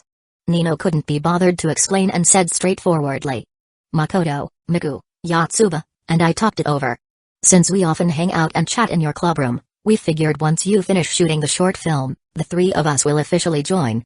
Yotsuba immediately raised her hand with a cheerful smile. I don't know a thing about photography, but I'll do my best to learn. Me too. Miku also spoke up. Akika and Itsuki looked shocked. It was obvious Nino hadn't talked to them about this beforehand. Makoto, however, picked up on the key point. So you're saying you'll join after the short film is done? Nino explained generously. That's right. You guys have put in a lot of effort for this short film. We're beginners. If we joined halfway, not only would you have to take time out to teach us, but we might also slow down your filming. Makoto nodded thoughtfully. I get it. What you're really worried about is joining without knowing anything. Now that attention from others is growing, it'd make you feel uncomfortable. Nino's cheeks reddened slightly. Some things don't need to be said out loud, you know. It was obvious their reluctance to join now stemmed from pride and modesty. They saw how much effort Makoto and the others had poured into the project. In their eyes, the short film was destined to succeed. If they joined midway, they'd be sharing in the success without contributing much. And these kind, considerate girls didn't like that. Then it's settled. Makoto said, reaching his hand toward Nino. Nino smiled brightly and placed her soft hand on top of his. Then came Yotsuba, and the more reserved Miku followed. I'm in too. Akika extended her hand. Smack. Nino slapped her hand away without hesitation. What's it got to do with you? You were the one who hid everything from us. The mood turned cheerful again. At dinner, Makoto tied on an apron and helped Nino cook in the kitchen. He reflected on everything that had just happened and said with deliberate sincerity. Akika always said you were a strong leader and knew what you were doing. Today, I finally saw it for myself. Nino couldn't stop smiling. Being praised face to face by a boy she liked, especially one who was well liked by her older sister, was definitely something to be happy about. Got anything else? She turned to him, her eyes sparkling. The message was clear, I want to hear more praise. Makoto replied without changing his tone, so, when are you going to return my gym shorts? Nino's smile froze, her cheeks tinged with embarrassment. That's not what I meant. But the fact remains. You and Akika still owe me a pair of gym shorts. Shut up. Just shut up. Nino blushed furiously, catching a glimpse of Makoto's exaggerated expression of helplessness and reluctance. She couldn't help laughing sweetly. I already washed those 2 pairs of shorts. I'll return them to you today. Thanks for taking such good care of them. Ugh, gross. Nino cheerfully continued chopping vegetables. She was really enjoying the atmosphere. She even had a guilty thought, if only the others weren't home today. If it were just her and Makoto. That thought made her cheeks quietly flush, and she sneaked a glance at the boy beside her. To her surprise, Makoto exposed her on the spot. Were you just sneaking a look at me? I wasn't. Nino tried to cover it up, rubbing the back of her neck awkwardly. I just suddenly felt like my neck was stiff again. Makoto feigned realization. Sounds like you need another massage. But.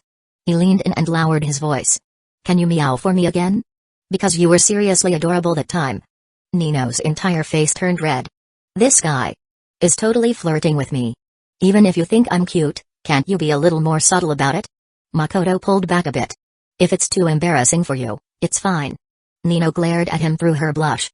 You think I don't realize you're just playing hard to get? But the next moment, she turned her head away, her long lashes trembling, a flush rising beautifully on her fair skin. Meow. Soft, sweet, and very cute. Makoto was satisfied. Yes, that was the vibe. If only she had cat ears and a tail, it'd be perfect. Happy now? Nino asked shyly, annoyed. Makoto gave her a big thumbs up. Nino blinked, then couldn't help smiling. High praise? Makoto, I meant. Keep looking at me more. Outside the kitchen, Akika stood with her arms crossed, leaning against a wall, listening to the light-hearted and pleasant exchange inside. Her beautiful brows furrowed. Those two. They're definitely getting closer, right? No, forget the definitely. They are getting closer. Akika glanced toward the bedroom. Their house had a guest room, after all. If Nino was this happy chatting with him, then Akika inviting him to stay over shouldn't be a problem. Night was the time for her. Akika. To strike. Chapter 111, 110, The Battle of Wits at the Nakano household. Maybe it was because they had a guest today, but after the 5 sisters had a delicious dinner together, they didn't go back to their rooms like they usually did. Akika used the opportunity to share some news. My agent called me a few days ago. He said after we finish the short film, I'll have a big chance to land a supporting role in a movie. A movie? Everyone was surprised. They were still high school students, and yet Akiko was already getting movie roles? Makoto was calm. That's great news. Your agent probably has high hopes for this short film. That's why he suggested waiting until it's finished before auditioning. That's because you've all been helping me. Akiko smiled sweetly, deliberately dragging out the word you. Akiko, what's the name of the movie? Nino asked, clearly interested. I can't say yet. There are industry rules. But I can tell you in advance. It's a horror movie. Horror? And you're playing a supporting role? The girls clearly couldn't picture it. Makoto instead recalled the horror movies he'd watched before his reincarnation, Ju-on, One Missed Call, Oxhead Village, and so on. Those classic Japanese horror films always had a common trait, beautiful young girls as cast members. Even characters who died quickly after appearing were usually stunning. Makoto, what are you thinking about? Akiko noticed him spacing out. Makoto didn't hide it. I was thinking. This kind of movie is a great opportunity for you.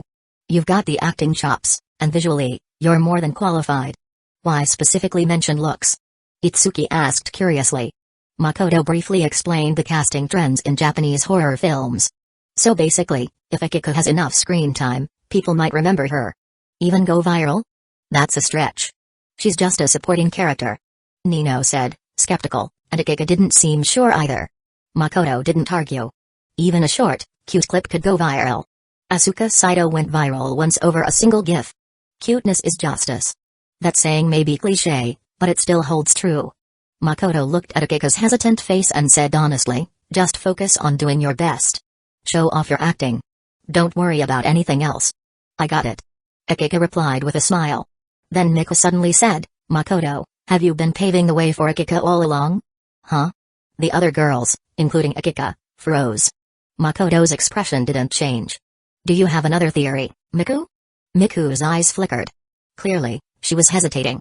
Makoto smiled. Didn't I tell you before? Just be straightforward. We're all friends here. Miku blinked, recalling what he'd said in the elevator about being sensitive and insecure.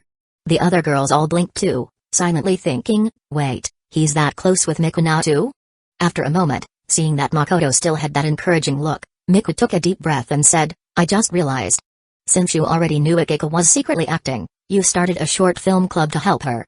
Even if the film's quality doesn't matter, the process would still help her improve. Right. Why didn't I think of that? Nino said in sudden realization. Yotsuba nodded repeatedly.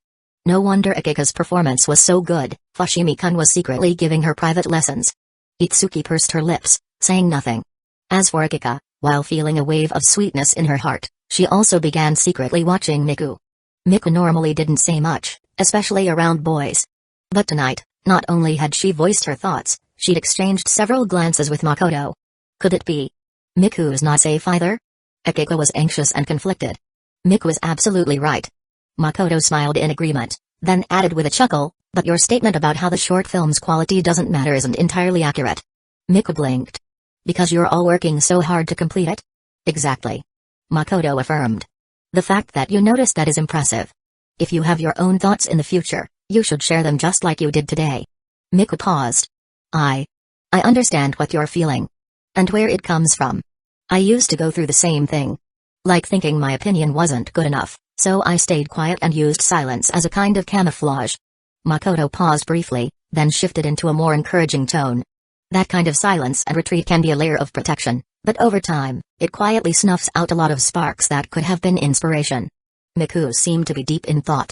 Akiko also set aside her earlier emotions and smiled gently. Just like Makoto said, Miku, if you have different opinions, you can always speak up. We're family, after all. Makoto picked up the thread. If you want to change, Miku, the first step is crucial. There's a saying in a book, great changes often begin with small voices. That's a good quote. Nino said with her arms crossed, clearly touched by it.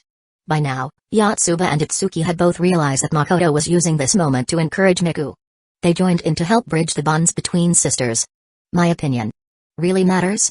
Miku looked at Makoto, her beautiful eyes sparkling faintly. Of course it matters. When everyone's discussing something, not every view is going to be the same. Your opinion might be just the unique and helpful suggestion we need. Makoto finished and slowly extended a finger. Want me to tell you a secret, Miku? What secret? Using secret as an opener never failed to capture a girl's attention. Seeing their reactions, Makoto lowered his voice accordingly. Speaking up does take courage. Being afraid of rejection or being ignored is normal. But Miku, you probably don't know. Most people's inner audience really isn't that harsh. We tend to overestimate how much others care about what we say, but in truth, letting someone hear your unique voice is a kind of grand echo in itself. As he continued, even Makoto became more immersed in what he was saying. Nino's task reward was clearly taking effect. And as a result, he noticed that it wasn't just Miku whose eyes were glowing. Akika and the others were watching him with just as much intensity. I understand now. Miku stood up and bowed formally to Makoto, deeply grateful. Then, she flashed a rare, radiant smile. Fushimi, I'll remember what you said. Watching this, Nino thought of her own joyful moments with him and suddenly felt a rush of emotion. It's time to make a move. Yotsuba had a more wholesome thought, if I join his club later, I'm sure I'll learn a lot. Itsuki was thinking, a unique voice. I must be unique to him too, right? So should I be braver? But how should I do that? The romance newbie was caught in her own dilemma. Only Akika stared intently at Makoto, a decision taking shape in her heart. Yuki no Shito may say she wouldn't play the fool. But her actions made it clear, she wanted to try. The crisis had arrived. The fool of the Nakano household. Could only be me. It must be me. So, in front of everyone, Akika suggested, Makoto, why don't you stay the night? Tomorrow's the weekend, so we can all go and filming together. None of the other 4 girls objected. They were still caught up in the emotional buff from earlier. Makoto noticed something off about Akika's expression. She was probably trying to challenge his weak spot. So he decided to accept the challenge. Akika and Nino went together to tidy up the guest room. When they came back and sat down, Nino immediately asked for a massage to relieve her fatigue. She didn't hide it at all. Obviously still influenced by the emotions earlier. I want one too. Itsuki chimed in next. Then came Yotsuba. Miku, legs together in her black stockings, looked ready to jump in. She was warming up. Akika watched it all with a gentle smile, radiating the aura of the Nakano family's eldest daughter. Gracious and tolerant. Though Makoto could tell she was just pretending. Under the girl's watchful eyes, Makoto started by giving Nino a proper massage. Even though he behaved professionally and seriously, his technique was so comfortable that Nino couldn't hold back and let out a light moan in front of her sisters. So embarrassing. Miku boldly commented. Nino snapped, then you try. Moments later, Miku's face was bright red, and she had to struggle to stand up from the sofa. It really felt good. So good it made her legs weak. After all the girls took turns, Makoto rubbed his wrist. Now his hands were full of various sweet girlish scents. As night deepened, Makoto took a shower and lay down in the guest room. From toiletries to the towel robe, everything had been selected by Nino. She was always meticulous about this kind of thing. At exactly midnight, the quiet Nakano house was disturbed by the sound of a doorknob turning. Akika, wearing a shirt and shorts, slipped out of her room. She glanced at the dark living room and smirked smugly. I'm so clever. No one would expect me to sneak into Makoto's room in the middle of the night. But just as she closed the door, the room next to hers opened. To her surprise, Nino emerged in pajamas, staring at her with a half-smile but saying nothing. The air grew awkward. Akika took the initiative. I was just heading to the bathroom. Want to come with me, Nino? You'd better just be going to the bathroom. Nino said coldly, not hiding her suspicion at all. Akika kept up her usual smile. Eh? Why do you sound like you don't trust me? Nino chuckled darkly. It's not just that I don't trust you. I'll be watching you all night, Akika. Akika's smile froze. She could tell Nino was serious. Seeing her reaction, Nino felt both angry and a little proud. Trying to sneak around? Did you ask full power Nino for permission? When she's serious, Nino could monitor all 4 of her sisters. Besides, if someone was going to sneak into Makoto's room, why couldn't it be her? Nino's intentions were no less intense than Akika's. 1:30 a.m. Akika failed her second sneak attempt. What she didn't know was that after returning to her room, Nino had stayed up drinking coffee while browsing comments and trends from her burner account used for shipping CPs. It's hard to get sleepy when you're fuming. At 3 a.m. Nino's sharp ears picked up another sound. She slowly opened her door, ready to confront Akika again. But found her sister's room completely still. Instead, it was Miku's door that opened. Nino's mouth hung open as she watched Miku, eyes barely open, sleepwalk to the bathroom in a daze, then stumble right back. And enter Makoto's room. Huh? Nino was stunned. There's another player? Was she acting? Or just too sleepy to realize what she was doing? Chapter 112, 111, Nino dies of embarrassment again that night, for Makoto, could be summed up with one phrase, A roller coaster of ups and downs. Earlier, when Akiko had winked at him, he had caught the signal clearly. So he didn't lock the door.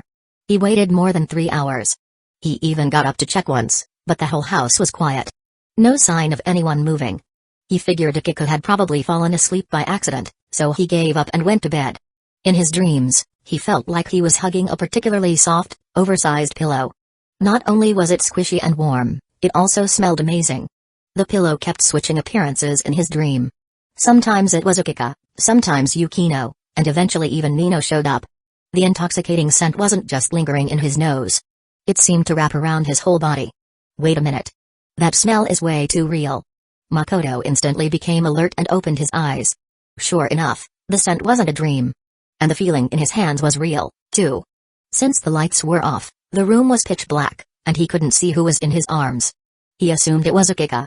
Who else would dare do something like this? But to be sure, he carefully pulled his hand back from the girl's waist and reached for his phone beside the pillow, unlocking it. The faint light illuminated the girl's face. Miku? What the hell is going on? Makoto was stunned. Lying in his arms, Miku had her eyes tightly shut, her breathing even, and her soft, beautiful cheeks glowing faintly in the light. She was clearly in a deep sleep. Her arm was draped over him, her warm, soft body pressed close, bringing them into an incredibly intimate embrace. Her pajama collar was loose, exposing more skin due to her sleeping posture. Her smooth, radiant neck and her slender waist were pressed right against him. Like a sweet, obedient kitten, she curled up completely in his arms. Only now did Makoto realize that soft feeling in his dream? His hand had slipped inside Miku's pajama top and was resting against her smooth, tender waist. She probably just went into the wrong room. He figured that if a girl went to the bathroom in the middle of the night while half asleep and not paying attention, it'd be very easy to walk into the wrong room. Once he figured that out, he calmed down. It wasn't all that awkward. He was confident he could wake up Miku and explain everything. But just then, he suddenly heard footsteps outside the door. The sound was faint, the kind you'd get from someone trying to walk quietly in slippers but still making a soft sliding noise. That must be Akiko, right? Makoto set down his phone and closed his eyes to pretend he was asleep. He needed to confirm the situation before making a move. With a soft creak, the door was carefully pushed open. He peeked out of the corner of his eye quickly. Then froze again. Wait, why is it Nino? Akiko, where did you go? Your little sisters didn't just sneak in. They made it all the way to the bed. Makoto quickly shut his eyes again. Nino was also stunned. She held her phone with the brightness lowered and, after seeing the two people on the bed, a wave of jealousy rose in her heart. Miku, you actually... No, I can't jump to conclusions. Nino managed to keep calm. She carefully walked to the bedside, watching the two as they slept soundly, then let out a breath. She figured it out. Miku must have gone into the wrong room. From the moment she saw Miku walk into the guest room to the time she followed, it had only been about 10 minutes. If Miku had really come to make a move, Nino would have definitely heard voices when she was pressed up against the door earlier. Right now, both Makoto and Miku were clearly sound asleep. And considering it was already deep into the night, this was the point where most people were in their deepest sleep. Nino patted her chest, relieved. That scared me. I thought Miku had secretly snuck in too, just like Akiko. Now that she was completely reassured, Nino began to feel conflicted. Should she wake up Miku? But doing that would completely socially destroy her. Earlier today, Makoto helped guide Miku out of her self-doubt, and she finally took her first step forward. I can't be the one to hurt her delicate heart again, right? Nino was a soft-hearted girl. She and Miku often argued over whose gym clothes belonged to whom, so they knew each other well. She stared at the two sleeping figures in distress, while Makoto was also silently puzzled. You've been standing there for ages. Are you planning to stand there all night? He began to think, maybe I should help Nino leave quietly, then wake up Miku and calm her down, explain everything clearly. That way, there wouldn't be any misunderstandings. But Nino wasn't just quiet because of Miku's feelings. She was also jealous. If only the one in Makoto's arms were me. Wait. Nino's eyes lit up, like she'd been possessed by a mischievous meme. She had an idea. She positioned her phone where it could light the room without being too bright and waking the two up. Next, she carefully lifted the blanket. Seeing Miku curled up like a kitten in Makoto's arms made Nino's eye twitch. Then, still moving gently, she slowly propped Miku up. Makoto saw it all. He figured out what Nino was trying to do. So he adjusted his position and, while Nino was lifting Miku, he discreetly helped support her. This way, she wouldn't wake Miku by accident or struggle with her weight. The two of them, without a word exchanged, worked together in perfect sync. If someone else saw it, they'd probably think it was a silent comedy skit. When Nino finally managed to lift Miku onto her back, she wondered, is Miku really that light, or am I just unusually strong right now? Soon after, she tiptoed out of the room carrying Miku. Behind her, the ever-helpful Makoto was stealthily supporting Miku's weight as she moved. Once Nino straightened up, he lay back down. But then Nino frowned. Why did Miku suddenly feel heavier? She turned back and saw Makoto still lying in the exact same position, no sign he'd moved at all. The current mood wasn't the time to overthink, so she picked up her phone and left the room with Miku on her back. Makoto opened his eyes, muttering in his heart, "You forgot to cover me with a blanket." The door was still open, but he didn't rush to close it out of caution. A few minutes later, those familiar footsteps returned. Makoto thought Nino had come back to cover him with the blanket. But instead, she entered the room, closed the door, blushing, kicked off her slippers, and crawled into his arms. This time, Nino pulled the blanket up over them. Pretending to be asleep, Makoto began to ponder. What's going on now? A switcheroo? From what he knew of Nino's tsundeer personality, she wouldn't be bold enough to do something like this without even confessing. But he didn't know that earlier, after watching him and Miku for so long, Nino had decided, I can take her place. It might sound exaggerated, but Nino really did want to try. She figured, I've already died of embarrassment in front of Makoto before. Lost face and even had that close massage moment. So if I act a little selfish and experience what Miku did, just for a bit, it should be okay, right? Nino wasn't greedy. She only planned to lie in Makoto's arms for a little while. But once she was there, feeling his warm breath on her face, her heartbeat sped up uncontrollably, her gaze going hazy. So this is what it feels like to be held by a guy? So warm. So safe? Biting her lip and trying to steady her breath, Nino carefully lifted her head. Even though she couldn't see his face clearly in the dark, she felt like their eyes were probably meeting. Under the blanket, it was warm and still carried the faint scent of Miku's hair, mixed with Makoto's warm breath. Nino felt both shy and giddy. Does this count as sneaking in? Probably not. Right? While she was getting carried away with her thoughts, Makoto waited patiently and realized she had no intention of leaving. So she really did sneak in, huh?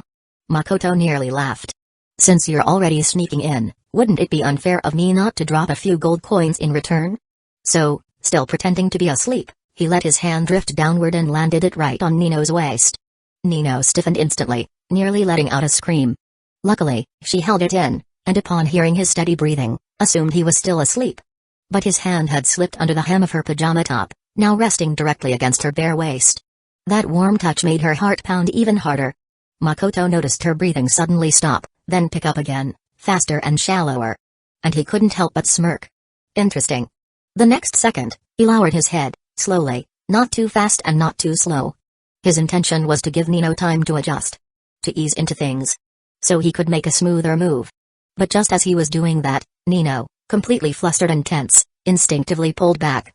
And because of that small retreat, instead of bumping into her forehead, he bumped into something soft. Well, this just got fun, Makoto thought. Nino slapped a hand over her mouth, her face blushing furiously. Even her neck turned a lovely shade of red. It's fine. He's asleep. He doesn't know anything. The girl tried to calm herself down. In this position, she didn't even know where to put her hands. But then she thought, he's asleep. No matter what I do, he won't know. Her face flushed, Nino slowly lowered her hand and pressed it gently on Makoto's head. And just like that, she executed the ultimate secret technique, boob smother. Makoto felt her movement, surprised by the girl's boldness. But also struggling to breathe. The scent was lovely, but the suffocation was very real. He squirmed a bit. To Nino, that squirm felt like him rubbing up against her. Her face grew even hotter, and her emotions flared even more. Then suddenly, she stiffened completely. Even her legs tensed up tightly under the blanket. After all, she'd been drinking coffee all night to catch Ikika. And in her excitement over Miku earlier, she completely forgot to go to the bathroom. Now, in this chaotic emotional state, and with Makoto trying to breathe through it all, she realized something was very wrong. When emotions run high, anything can happen. Nino panicked and tried to pull away from Makoto, but his arm was already tightly wrapped around her waist. I can't hold it anymore. The moment she forced herself free from his embrace and sat upright, her entire body froze. Makoto had been wondering why she suddenly reacted so violently when he suddenly felt the bedsheet become wet. Startled, he immediately sat up with a jolt. He picked up his phone to use as a light source and looked at Nino by the bedside with a completely bewildered expression. Only to see the girl covering her flushed face, teary-eyed as she turned around. I've socially died in front of him again. She was truly so ashamed that she started crying. Chapter 113, 112, Thank you, Makoto. The situation before him had clearly gone beyond what Makoto anticipated. He had expected that Nino might get flustered and run away after realizing he'd been pretending to sleep, or perhaps boldly confirm her feelings. But this... he hadn't predicted this outcome at all. The girl was sitting at the edge of the bed. The sleeves of her cute pajama top had slid up, revealing her slender white arms. Because of the pajama's loose and breathable design, even without a bra, nothing was visible at her chest. Her proportionate, long legs were hidden beneath silk pajama pants, and her bare feet rested on the floor. Her round, full heels and dainty toes neatly aligned like little pearls. Her body was trembling slightly, her eyes filled with mist, her expression full of shame and distress. What had just happened pushed her embarrassment to the limit, so much that she even forgot to flee and instead sat there with teary eyes, looking like she had just given up. Girls in adolescence are always sensitive. Whether it's their pride or their self-esteem, both need to be handled gently. Although tonight's incident was technically caused by her swapping places with Miku.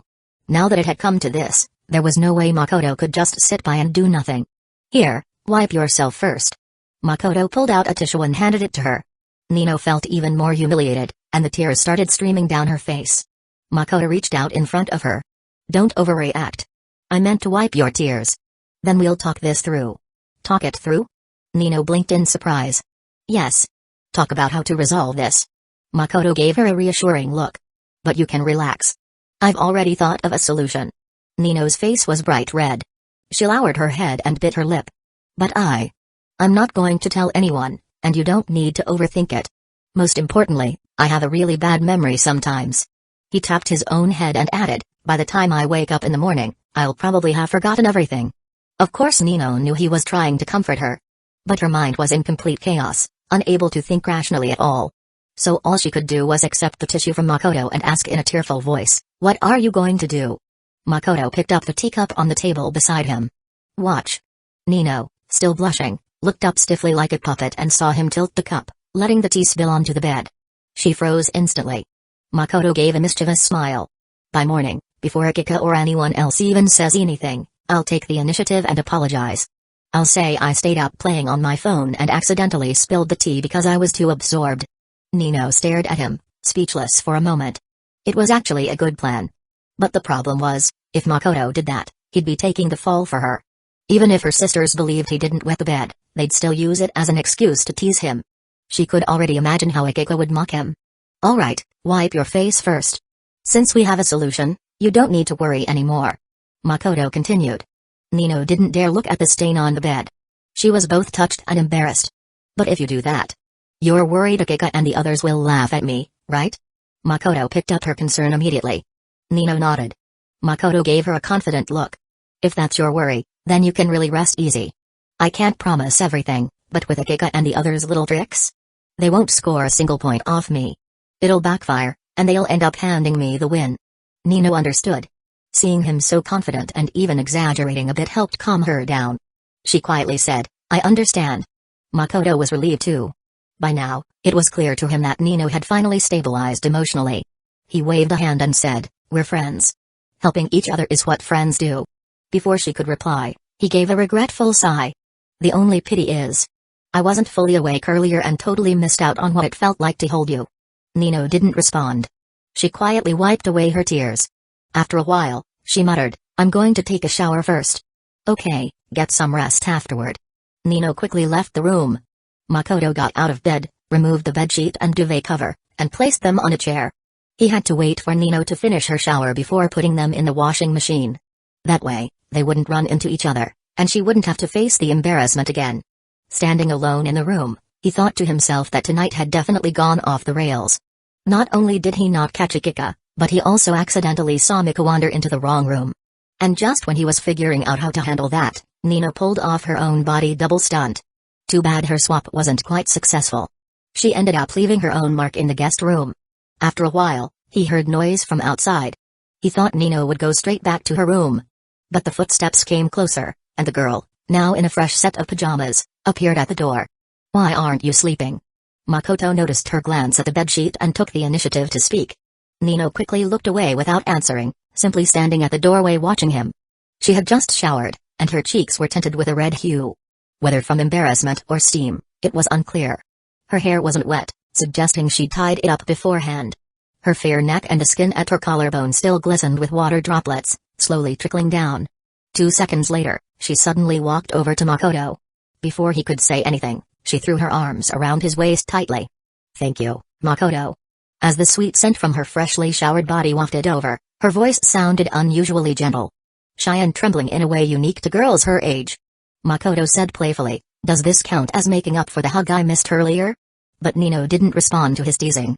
Instead, she looked up, her radiant, flushed face filling his vision. She parted her lips, emotions flickering in her eyes. "Actually, the one lying in your arms earlier wasn't me. It was Miku." Then, under Makoto's surprised gaze, she simply told him everything. Makoto wasn't particularly shocked. After that embarrassing incident, she had probably realized the situation needed to be clarified. Otherwise, it would seem like she tried to sneak into his bed on purpose. Nino let go of him. Though it had been a sudden and intimate hug, this time there was a different emotion in her eyes. One that hadn't been there before. Makoto noticed it. Right now, she wasn't acting as bashful as usual. Chapter 114, 113, It's Love. Nino returned to the doorway, yawning. "If I don't say it clearly, I probably won't be able to sleep." Makoto chuckled and nodded. "So now you can rest properly?" "Yeah. I can finally relax." Nino rubbed her sleepy eyes, then suddenly remembered something and warned, "You can't tell Miku about this." "I understand. Besides, she's already asleep. She won't know anything about what happened tonight." Makoto promised. Nino felt relieved. Makoto assumed she would now head off to bed, but she didn't move. Instead, her beautiful eyes stared straight at him. "Do I have something on my face? Don't tell me my hair's a mess and you're planning to take a photo to blackmail me?" Makoto joked. Nino clasped her hands behind her back and smiled sweetly. "I think I probably like you, Makoto." A direct confession. So sudden. Makoto froze for a moment. But he quickly realized. Maybe it wasn't that surprising. She already had vague feelings for him, and she'd already died of embarrassment in front of him once before. Tonight made it twice. And both times, he had helped her resolve things without hurting her pride. She'd been thinking about that the whole time she was showering. After going over it again and again, she finally confirmed her feelings. It's love. And if she loved him, then she had to say it. "I've said what I needed to say. Don't you have a response?" Nino tilted her head confidently, looking adorably bold. Makoto was amused by her and spread his hands with a helpless smile. "As happy as I am to be confessed to by a beautiful girl like you. Don't you think your timing and the setting are a little off?" Nino's cheeks flushed instantly. She realized it too. This situation was too weird. Right there on the chair were the bed sheets and blanket. Still bearing her mark. It was a little awkward, but it didn't dampen the fire in her heart. She glared at him playfully. "Didn't you say you'd forget it all?" Makoto replied, memory deletion in progress. Suddenly, Nino said, "Don't move." As Makoto looked at her in confusion, she quickly walked over. And then, she hugged him again. "That one earlier was to thank you. This one is to make up for the hug you missed." As she spoke, her flushed face tilted up, drawing closer. Her passionate gaze grew more focused. "And whatever Akiko could offer you as a reward, I can give too." She kissed his left cheek. Then his right. After doing that, she stepped back slowly and, as if trying to hide her embarrassment, tapped her chin and said playfully, "I'm not any worse than Akiko."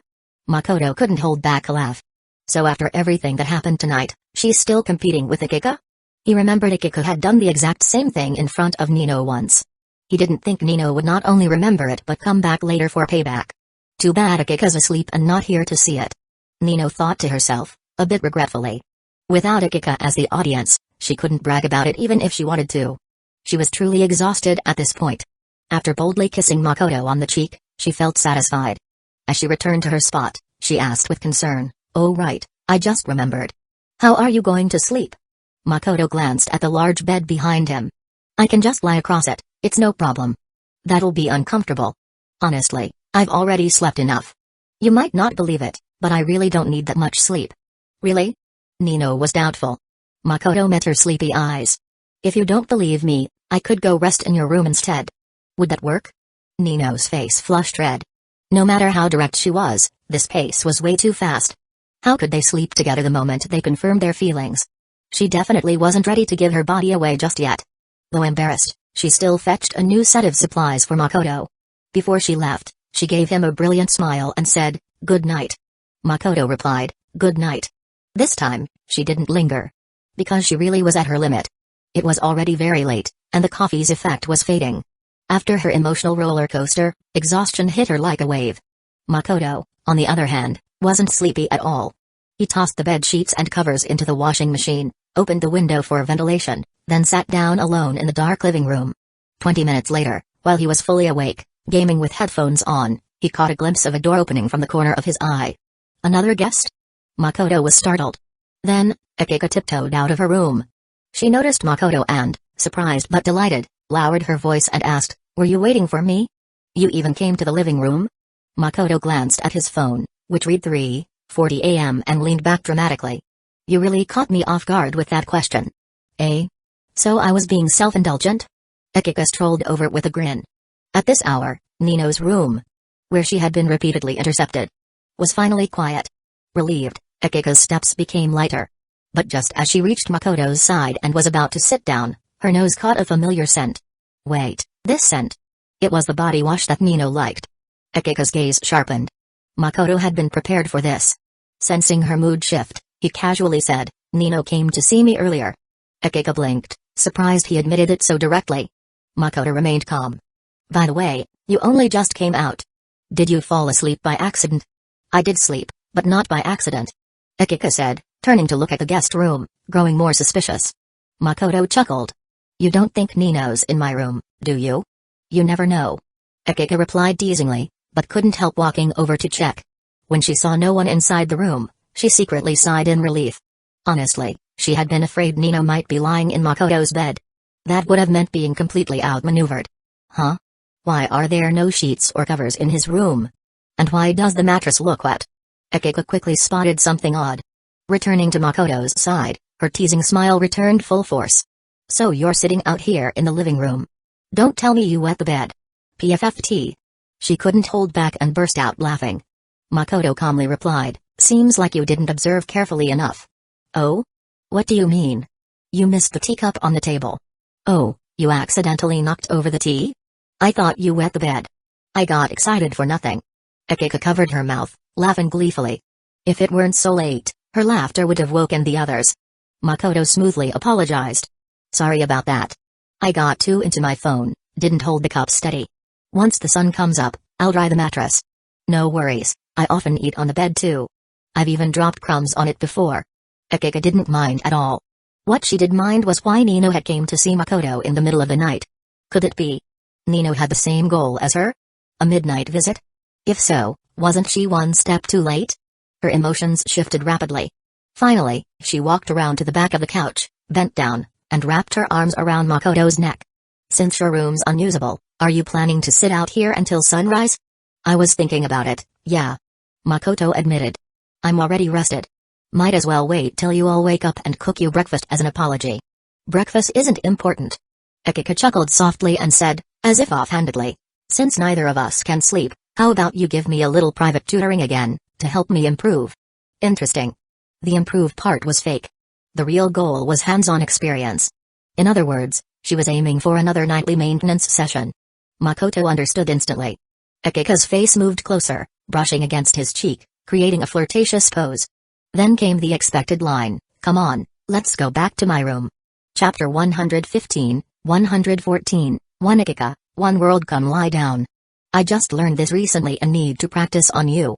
Inside Akiko's room, it was clear she had cleaned and prepped everything ahead of time. Unlike her usual mess, the room was tidy, well ventilated, with spotless furniture and floors. She sat on the bed, beckoning Makoto with her left hand holding an ear cleaning kit. "You're the first person I've seen use someone else as a test subject and still sound so justified." Makoto joked as he walked over, removed his shoes, and laid his head on Akiko's lap. Even through the pajamas, he could feel the soft springiness of her thighs. "Test subject is not accurate. I practiced this for a long time privately. Even Nino and the others haven't gotten to experience it yet." Akiko smiled as she opened the box, clearly fishing for praise with "You're the first, see how good I am to you" attitude. "So that means I'm the luckiest guy today?" "Exactly." Bending down, Akiko began carefully cleaning his ears and boasted, "Honestly, I should have come to you sooner, but Nino was being a brat and refused to sleep, blocking me all night." Makoto chuckled. "I was wondering if that's what happened. So Nino really pulled that off?" "Yup. Nino's getting worse and worse. What kind of little sister stays up all night just to block her big sister?" Akiko sighed dramatically. Before Makoto could respond, she smiled again. "But in the end, I still won." Makoto thought, "Not necessarily. Nino already took the first step to invading my heart." He closed his eyes, enjoying Akiko's reward. The fragrance of her hair and skin enveloped him. Since his head was resting on her lap, her chest naturally pressed against his head as she leaned forward to clean his ears. He had to admit, Akiko really knew how to stir things up. Even if Yukino had once said her level wasn't that high, she definitely had some serious technique. "There's no shoot scheduled for me today, so I get to stay home all day," Akiko said with a cheerful glint in her eyes. It sounded casual, but Makoto knew she was hinting that she could spend the whole day with him. No filming meant she could relax and not worry about lines or performance. He responded, "Not just today. Your scenes are mostly done. Once we wrap those 2 supporting scenes, we'll just shoot a few inserts for you and head into post-production." Akiko's eyes lit up, mixed with nervousness and anticipation. "What do you think the reaction will be when the short film airs?" "Mostly positive reviews." "You sound confident." "It's not about me. It's about all of you. I've seen how hard you've worked. If a project with this much effort doesn't succeed, then the world's just not fair." "Hee, I know you're trying to flatter me, but I'm still really happy." Makoto stretched lazily, and as he did, his hand brushed against something soft. He awkwardly muttered, "Sorry." Akiko blushed faintly, but leaned down even further. Closer than before. Now Makoto's face was completely buried. She looked into his eyes, her cheeks tinged with color, adding a touch of seductiveness. "With this atmosphere, what do you think we should be doing?" Makoto replied, "Didn't you say earlier that you wanted private coaching? Since we're both awake, how about we start now?" Akiko giggled. "Sure, that's what you said, remember?" She thought he was joking, so she played along. But then he continued, "With the quality of this short film, I'm pretty sure once Aunt Yukino Shita sees it, she'll help promote it. If all goes well, this could be your big break." Akiko froze. "Wait. He's seriously talking business? But my head's full of non-business thoughts." Makoto, seemingly unaware, continued, "Once the short airs, even if your acting isn't quite at film level yet, production crews will still want to cast you. Popularity is valuable." Akiko thought for a moment. "So I really have a shot?" "Yeah. The chance to get famous is here. With your personality and skill, you can totally make it. But be prepared. Your age might draw jealousy from peers. Just keep your mindset strong. If anyone gives you a hard time, come find me." He patted her thigh casually. "So soft." Akiko looked at him, eyes sparkling. "You'd stand up for me? What else would I do?" "I get it now. I'll listen to you." Akiko subconsciously set down the ear-cleaning tools and gently began massaging Makoto's head. She didn't really know much about massage techniques, but she made up for it with tenderness and care. Makoto kept his eyes closed and continued thinking aloud. "Although I think your age might spark jealousy among your peers, as long as they're not stupid, they shouldn't target you openly." Akiko gazed at him, her tone full of undisguised admiration. "So Mika was right. Since early on, you've already been paving the way for me. Impressive, right? That's what you call foresight, prophecy. MPH." Just as Makoto was about to joke further, she suddenly leaned down and kissed him. A light peck, quick and fleeting. Makoto opened his eyes, and the first thing he saw was Akiko's charming, radiant face. Before he could speak, she gave him a dazzling smile and said, "There was something on your face just now." Makoto replied, "You think I'm buying that?" Akiko smiled slyly, brushed a finger across his lips, and showed him the lipstick on her fingertip. "See? Told you there was something." She had applied lipstick beforehand. Even someone who knew her inside and out like Makoto couldn't help but think, "Damn, she actually got me with that move." She really knew how to push the right buttons. Makoto seized the moment and teased, "I just gave you such a thorough analysis, and all I get is one kiss." Akiko let go of him and closed her eyes.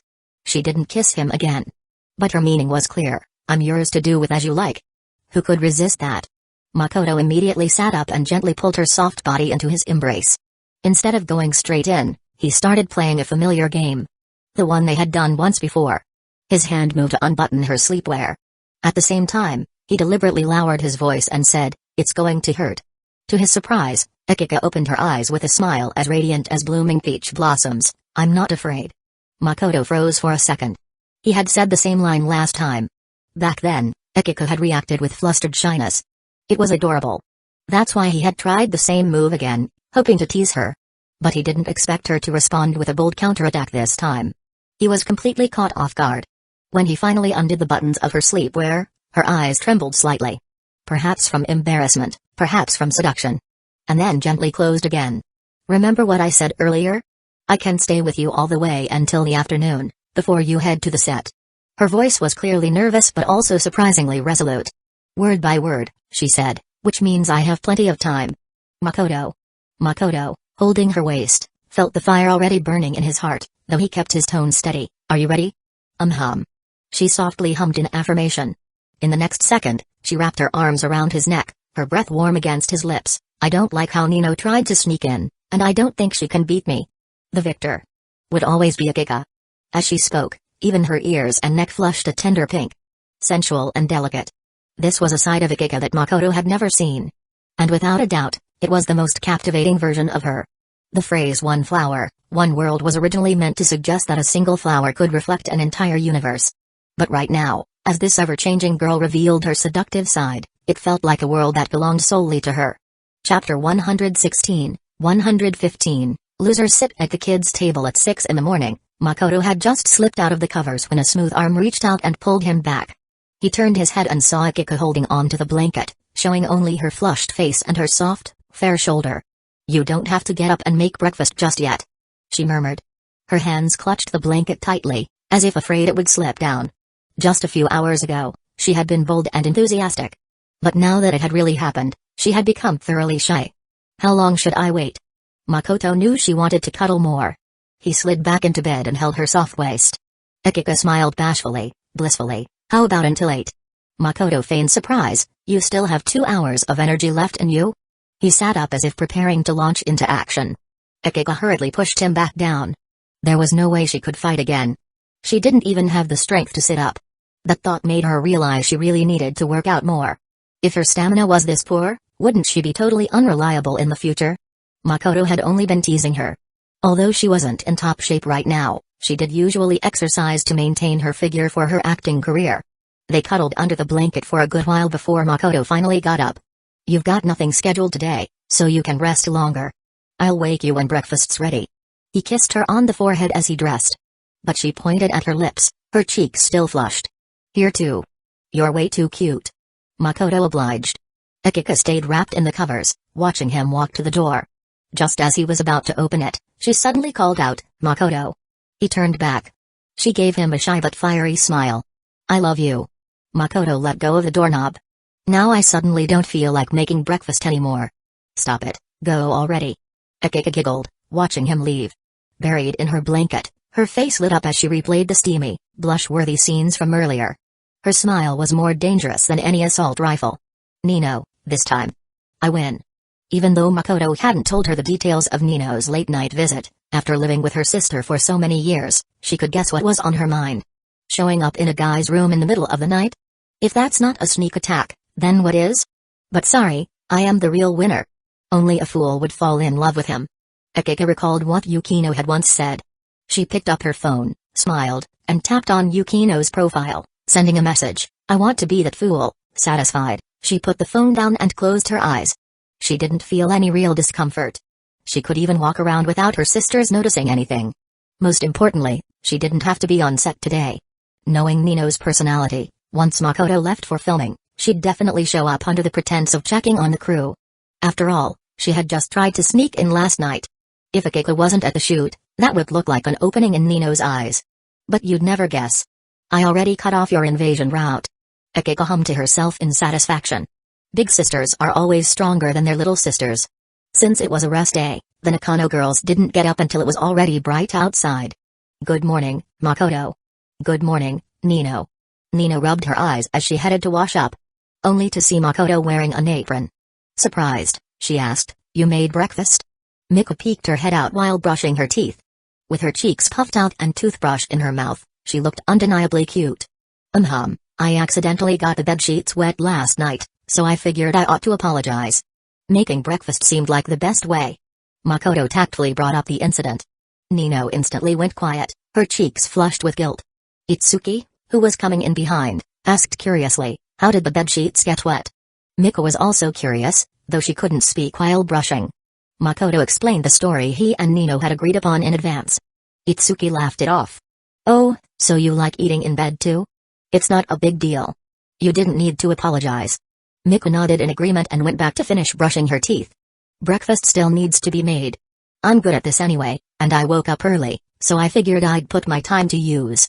Makoto gave Nino a subtle look, reassuring her that everything was fine. Nino smiled back, grateful and slightly shy, and walked off with a spring in her step. Akiko was the last one to wake up. Her walk looked completely normal. Nothing out of place. As for the stained bedsheets, she cleaned those up herself. In that moment, she appreciated her habit of not tidying her room, because her sisters knew this and wouldn't think of entering. That gave her time and space to destroy the evidence. "Is Akiko in a really good mood today?" Itsuki asked Nino while Akiko went to freshen up. Still half asleep, Miko nodded. She was humming just now. "Maybe she's happy because filming's almost over?" Yotsuba offered a logical guess. But Nino wasn't convinced. For some reason, she had a bad feeling. It didn't make sense. She'd stayed up drinking coffee just to block Akiko. There was no way she could have snuck out to find Makoto. Besides, she left very late. Akiko should have still been asleep at that time. Yet, that bright smile on Akiko's face made her uneasy. That unease lingered all the way through breakfast. The moment Makoto sat down, Akiko swooped in and sat right beside him. So swift and smooth that the other four girls froze in surprise. "Stop staring, let's eat, everyone. Makoto's cooking skills are just as good as Nino's, you know." Akiko smiled as she spoke, picking up a sandwich first. Her words and demeanor practically screamed eldest daughter of the Nakano household. Aside from Yotsuba muttering, "Why does Akiko feel kinda weird today?" no one else said anything. They quietly began eating. Nino kept her head down, restless and anxious, to the point where she couldn't even enjoy the delicious breakfast. Just then, she noticed her phone buzz. She picked it up. It was a message from Akiko. Nino instinctively glanced at Akiko sitting next to Makoto, but Akiko didn't even look her way, just continued enjoying her food. With a frown, Nino tapped open the message. The moment her eyes landed on it, her expression froze. Losers should sit at the kids' table. What did that mean? Was Akiko mocking her for being a loser? That in Akiko's eyes, she was just a child, not even worthy of standing on the same level? Nino let out a bitter laugh. "Akiko, you might not know. I've already confessed to Makoto." Now that she had clarified her feelings, she had no weaknesses left. Calmly putting away her phone, she looked up and smiled at Makoto. "You've got filming this afternoon, right? I'll go with you." She even came up with a reason on the spot. "We're going to join the club eventually anyway, so it's a good time to start getting familiar with things." "I want to go too." Yotsuba mumbled around her ice ball. Miko hesitated, then spoke up to Makoto as well. "I want to go too." Naturally, Makoto agreed. Nino smiled and turned her gaze to Akiko. Her message was clear: "I've made my move, sister. How will you respond?" But Akiko simply smiled softly. "I think I'll stay home. It's a rare day off. I should take it easy and be lazy." She picked up the rice ball and held it up to Makoto's mouth. "Say ah." Makoto took a bite. The final whisper. Nino's smile froze. Miku and Yotsuba sat with their mouths open in shock. Itsuki's eyelid twitched furiously. That kind of natural, intimate feeding gesture. Something was definitely off. Very, very off. Nino locked eyes with Itsuki. Both felt a wave of crisis rising in their hearts. Now it was Akiko's turn to smile triumphantly. "Nino, whatever move you make, Big Sis will handle it all. There's a saying, when you're at a disadvantage, sometimes it's best to go straight for armor piercing." That was a move Akiko had learned from Yukino. Chapter 117, 116, Feeling unwell today, let's fight another day. That day, Makoto didn't go anywhere. He stayed at the Nakano house, chatting and playing games with the girls. Of course, he mostly kept Akiko company. He had expected her to cling to him all day. Not necessarily in a flirty way, but at least acting sweet and affectionate, expressing her joy and love. But to his surprise, aside from that one intimate feeding moment in the morning, Akiko hadn't performed at all. When Yotsuba shared a game with him, Akiko just sat nearby, occasionally joining the conversation. When Miku asked him about club activities, Akiko remained gentle and understanding. Nino and Itsuki were unusually quiet that day, both staying more silent than usual. Akiko's out-of-character restraint and her choice not to mark her territory had Makoto curious. He spent a long while observing her before figuring it out. He found a moment alone to ask Akiko directly, and she answered him honestly. The truth was, Akiko had softened. She had realized long ago that Nino was no longer safe. And she had started to grow suspicious of Itsuki too. So, she had allied with Itsuki to keep a closer eye on her otherwise obedient sister. Since Nino was assertive by nature, Akiko responded by openly expressing her own feelings. But now, Akiko had already won. If she kept flaunting it, she worried that Nino and Itsuki might react in unpredictable ways. And besides, as the victor, she didn't feel the need to be petty anymore. So she let go of all the smug thoughts she'd had while lying in bed that morning. It's moments like this that really make me believe you're the eldest sister of the Nakano household. Makoto teased after hearing her reasoning. Akiko smiled breezily. I know I'm lazy most of the time, but hey, that's the real me. Got it. Miss Akiko from the trash pile. How do you still remember that nickname? Later in the afternoon, Makoto had to head to the set to meet his friends. Akiko had wanted to see him off downstairs, but he convinced her otherwise with the excuse that your body's still recovering. I'm totally fine now. I don't feel the slightest bit unwell anymore. Still sulking slightly, Akiko returned to the living room. Even though she had been defeated quickly early that morning.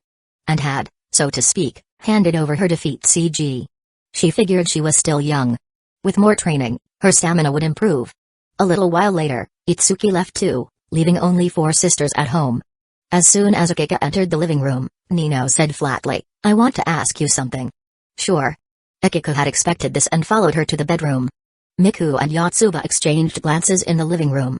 Feels like they're hiding something from us. Yotsuba said hesitantly. Miku said, Nino and Itsuki were acting weird today too. Yotsuba blinked. Yeah, I noticed that too. But why? Miku didn't reply. She already had an answer in mind, Makoto. That intimate feeding scene in the morning made her think Akiko and Makoto must already be in a very close relationship. With Nino and Itsuki both acting strangely, that could only mean one thing. Her 3 sisters were all competing over the same man. And it was the same man. Miku felt overwhelmed. She liked Makoto too, but she knew that her feelings weren't nearly as intense as her sisters. Her most embarrassing moment had been the night she first became friends with Makoto. And even then, she'd already started catching feelings. Meanwhile, in Nino's room, the 2 girls sat face to face. While Nino's expression was unreadable, Akiko looked composed as ever. Alright, what did you call me here to say? You even made sure to avoid Miku and the others. Akiko asked gently. Nino stayed quiet for a while, like she was steeling herself. You and Makoto. I like him. Akiko said calmly. Nino was stunned. Wait. I haven't even figured out how to bring this up, and you just slammed your trump card in my face. Isn't that too much? Nino, I've known for a while that you have feelings for Makoto. Akiko continued, still speaking gently. Nino didn't respond. Akiko spoke frankly, but in this matter, I'm sorry. I can't back down. I don't recall asking you to back down. Nino said, clearly conflicted and lacking confidence even in her retort. Akiko flashed her signature smile. I'm glad to hear that. I was honestly worried you'd fall apart because of it. Nino suddenly locked eyes with her. Is that how fragile you think I am? Akiko shook her head. She could tell Nino was angry. And fired up. So, there was no need to explain further. After a few seconds, Nino seemed to calm down. She stood up and said. Since you've made things clear, I don't need to ask more. I'm going to the set now to learn from Makoto. Are you sure you're not coming? I'll pass. Akiko replied. Nino eyed her suspiciously. You're really not going? Just because you want to be lazy? Makoto's there, working. With your personality, shouldn't you be glued to him? Akiko's expression shifted into one of playful mischief. Eh? You're angry, and yet you're still worried about me? That's so touching. Only an idiot would worry about you. Nino stormed off, not even a hint of hesitation. As soon as she left, Akiko's smile faded and was replaced by a slightly awkward expression. Earlier that morning, Akiko had sent a message to Yukino. A blatant provocation. In response, Yukino, whose sleep had been rudely interrupted, had replied, I'll be waiting for you at the set this afternoon. It looked like a normal sentence, but Akiko's back went cold reading it. She was pretty sure it meant the same thing as, meet me after school if you dare. Despite her unwillingness to lose, Akiko had already experienced enough clashes with Yukino to know. Yukino could crush her with calm, unshakable precision. So, Akiko backed down, awkwardly. Feeling unwell today. Let's fight another day, she hesitated, but finally sent the message. Less than 10 seconds later, Yukino replied, You're scared? No stickers, no emojis. Just pure text. And yet Akiko could practically see Yukino's smirking face. This woman really is the scariest. Akiko muttered. But on the other side, Yukino wasn't smirking. As she hurried to the filming location, she thought it over seriously and came to a conclusion. Akiko and that guy definitely did something. Otherwise, she wouldn't have come to provoke me first thing in the morning. Chapter 118, 117, Nino, you sit at the kids' table too. Sorry, I was held captive by horse girls. In exchange there will be 10 chapters each for 3 days to compensate. Enjoy. As soon as Yukino, dressed in a pale long dress, arrived at the set, she spotted Makoto giving acting direction to the extras, with Itsuki standing by, listening intently. It was a strange sight. A high schooler giving acting direction? But Yukino knew. Makoto did know his stuff. And he was very professional. She recalled that phrase he often said, I've studied it. No need to guess. He was clearly acting this professionally because he'd immersed himself in it again. Yukino didn't interrupt him. She stepped forward to help organize equipment. When she noticed Itsuki glance her way, she nodded back like usual. The two got along well. They were already friends. That's why Yukino immediately noticed that Itsuki seemed distracted. She glanced around and realized someone was missing. Where was Akiko? Did she really back down because she was afraid of me? But considering how clingy she was with Makoto, even if she was scared, it wouldn't be enough to make her not show up at all. Yukino's suspicion deepened. Akiko not being here couldn't just be due to fear of her. There had to be something more. That's what it meant to have high stats. Among her peers, Yukino had one of the sharpest minds. Makoto, after finishing his chat with the extras and classmates, suddenly looked in Yukino's direction. He had already noticed her gaze lingering on him now and then. Are you looking for me? Makoto decided to make the first move. Yukino checked the camera equipment as she casually replied, why didn't Akiko come today? She didn't have any scenes today, and she said she wanted to take the chance to rest. Yukino didn't respond to that right away. Why aren't you saying anything? Makoto asked. Yukino turned toward him, her beautiful face completely expressionless. I'm waiting for you to come up with a more convincing excuse. Makoto, I'm not making anything up. She really just wanted to rest today. Yukino stared into his eyes for a moment, then said in surprise, you're actually telling the truth? Isn't your tone a bit rude? I don't think so. You do have a bit of a record. Yukino then tapped her chin thoughtfully. For Akiko to stop clinging to you just to rest, doesn't that mean something happened between you two? Makoto suddenly chuckled. So you finally couldn't hold it in and had to say what you were thinking. She'd been playing it cool this whole time. Couldn't suppress it anymore, huh? Yukino replied calmly, say it if you want. If not, that's fine too. Really? Why would I lie about something like this? Good point. Makoto nodded like he agreed. Then he glanced around. Since not everyone's here yet, want to talk somewhere else? Yukino agreed surprisingly quickly. She really did want to know the truth. But what she said earlier was also sincere. If you're willing to talk, I'm willing to listen. If not, I'll investigate it myself. Right now, Yukino considers herself very clear-headed. In the past, she'd underestimated a certain someone's tricks one too many times. Always getting caught off guard, ending up either with him grabbing her leg or holding her in his arms and kissing her. Not that she minded the kissing. That inexplicable experience could even make a girl as rational and sharp as herself fall into it uncontrollably. She even secretly looked forward to it, when will it happen again? And whenever she realized that she was anticipating it, she would become annoyed at herself. There's a saying. Expectation is beautiful, but it can also lead to frustration. So even though she was extremely curious about Akiko's situation, she kept up her calm exterior. Yukino followed Makoto off to the side. Before she could say anything, he blurted out, Akiko confessed to me. Huh? What did he just say? Did she mishear? Yukino was stunned for a full 2 seconds. Just 1 second ago, she was cool and composed. Now, her defenses had been pierced. Makoto was watching her. It was rare to see her look this stunned. Totally incredulous. Adorable, 10 out of 10. 2 seconds later, Yukino asked in a calm voice, you're not joking? Makoto, nope. Yukino nodded slightly. And then? What do you mean, and then? I've heard this part. Do you have anything else you want to tell me? Makoto teased, you're really selling this performance. Yukino. She finally broke character, scowling. That's all you had to say? Makoto, depends. What else do you want to know? Yukino kept her cool. Even if I ask, it's not like you'll tell me. I never said that. Makoto replied, feigning innocence. Yukino gave a faint smile. In that case, let's get back to work. She turned to leave, but immediately felt someone grab her arm. Her heart skipped a beat. She turned back with a calm face. "You still have something to say?" Makoto looked straight into her beautiful eyes and stayed silent. Yukino suddenly felt nervous.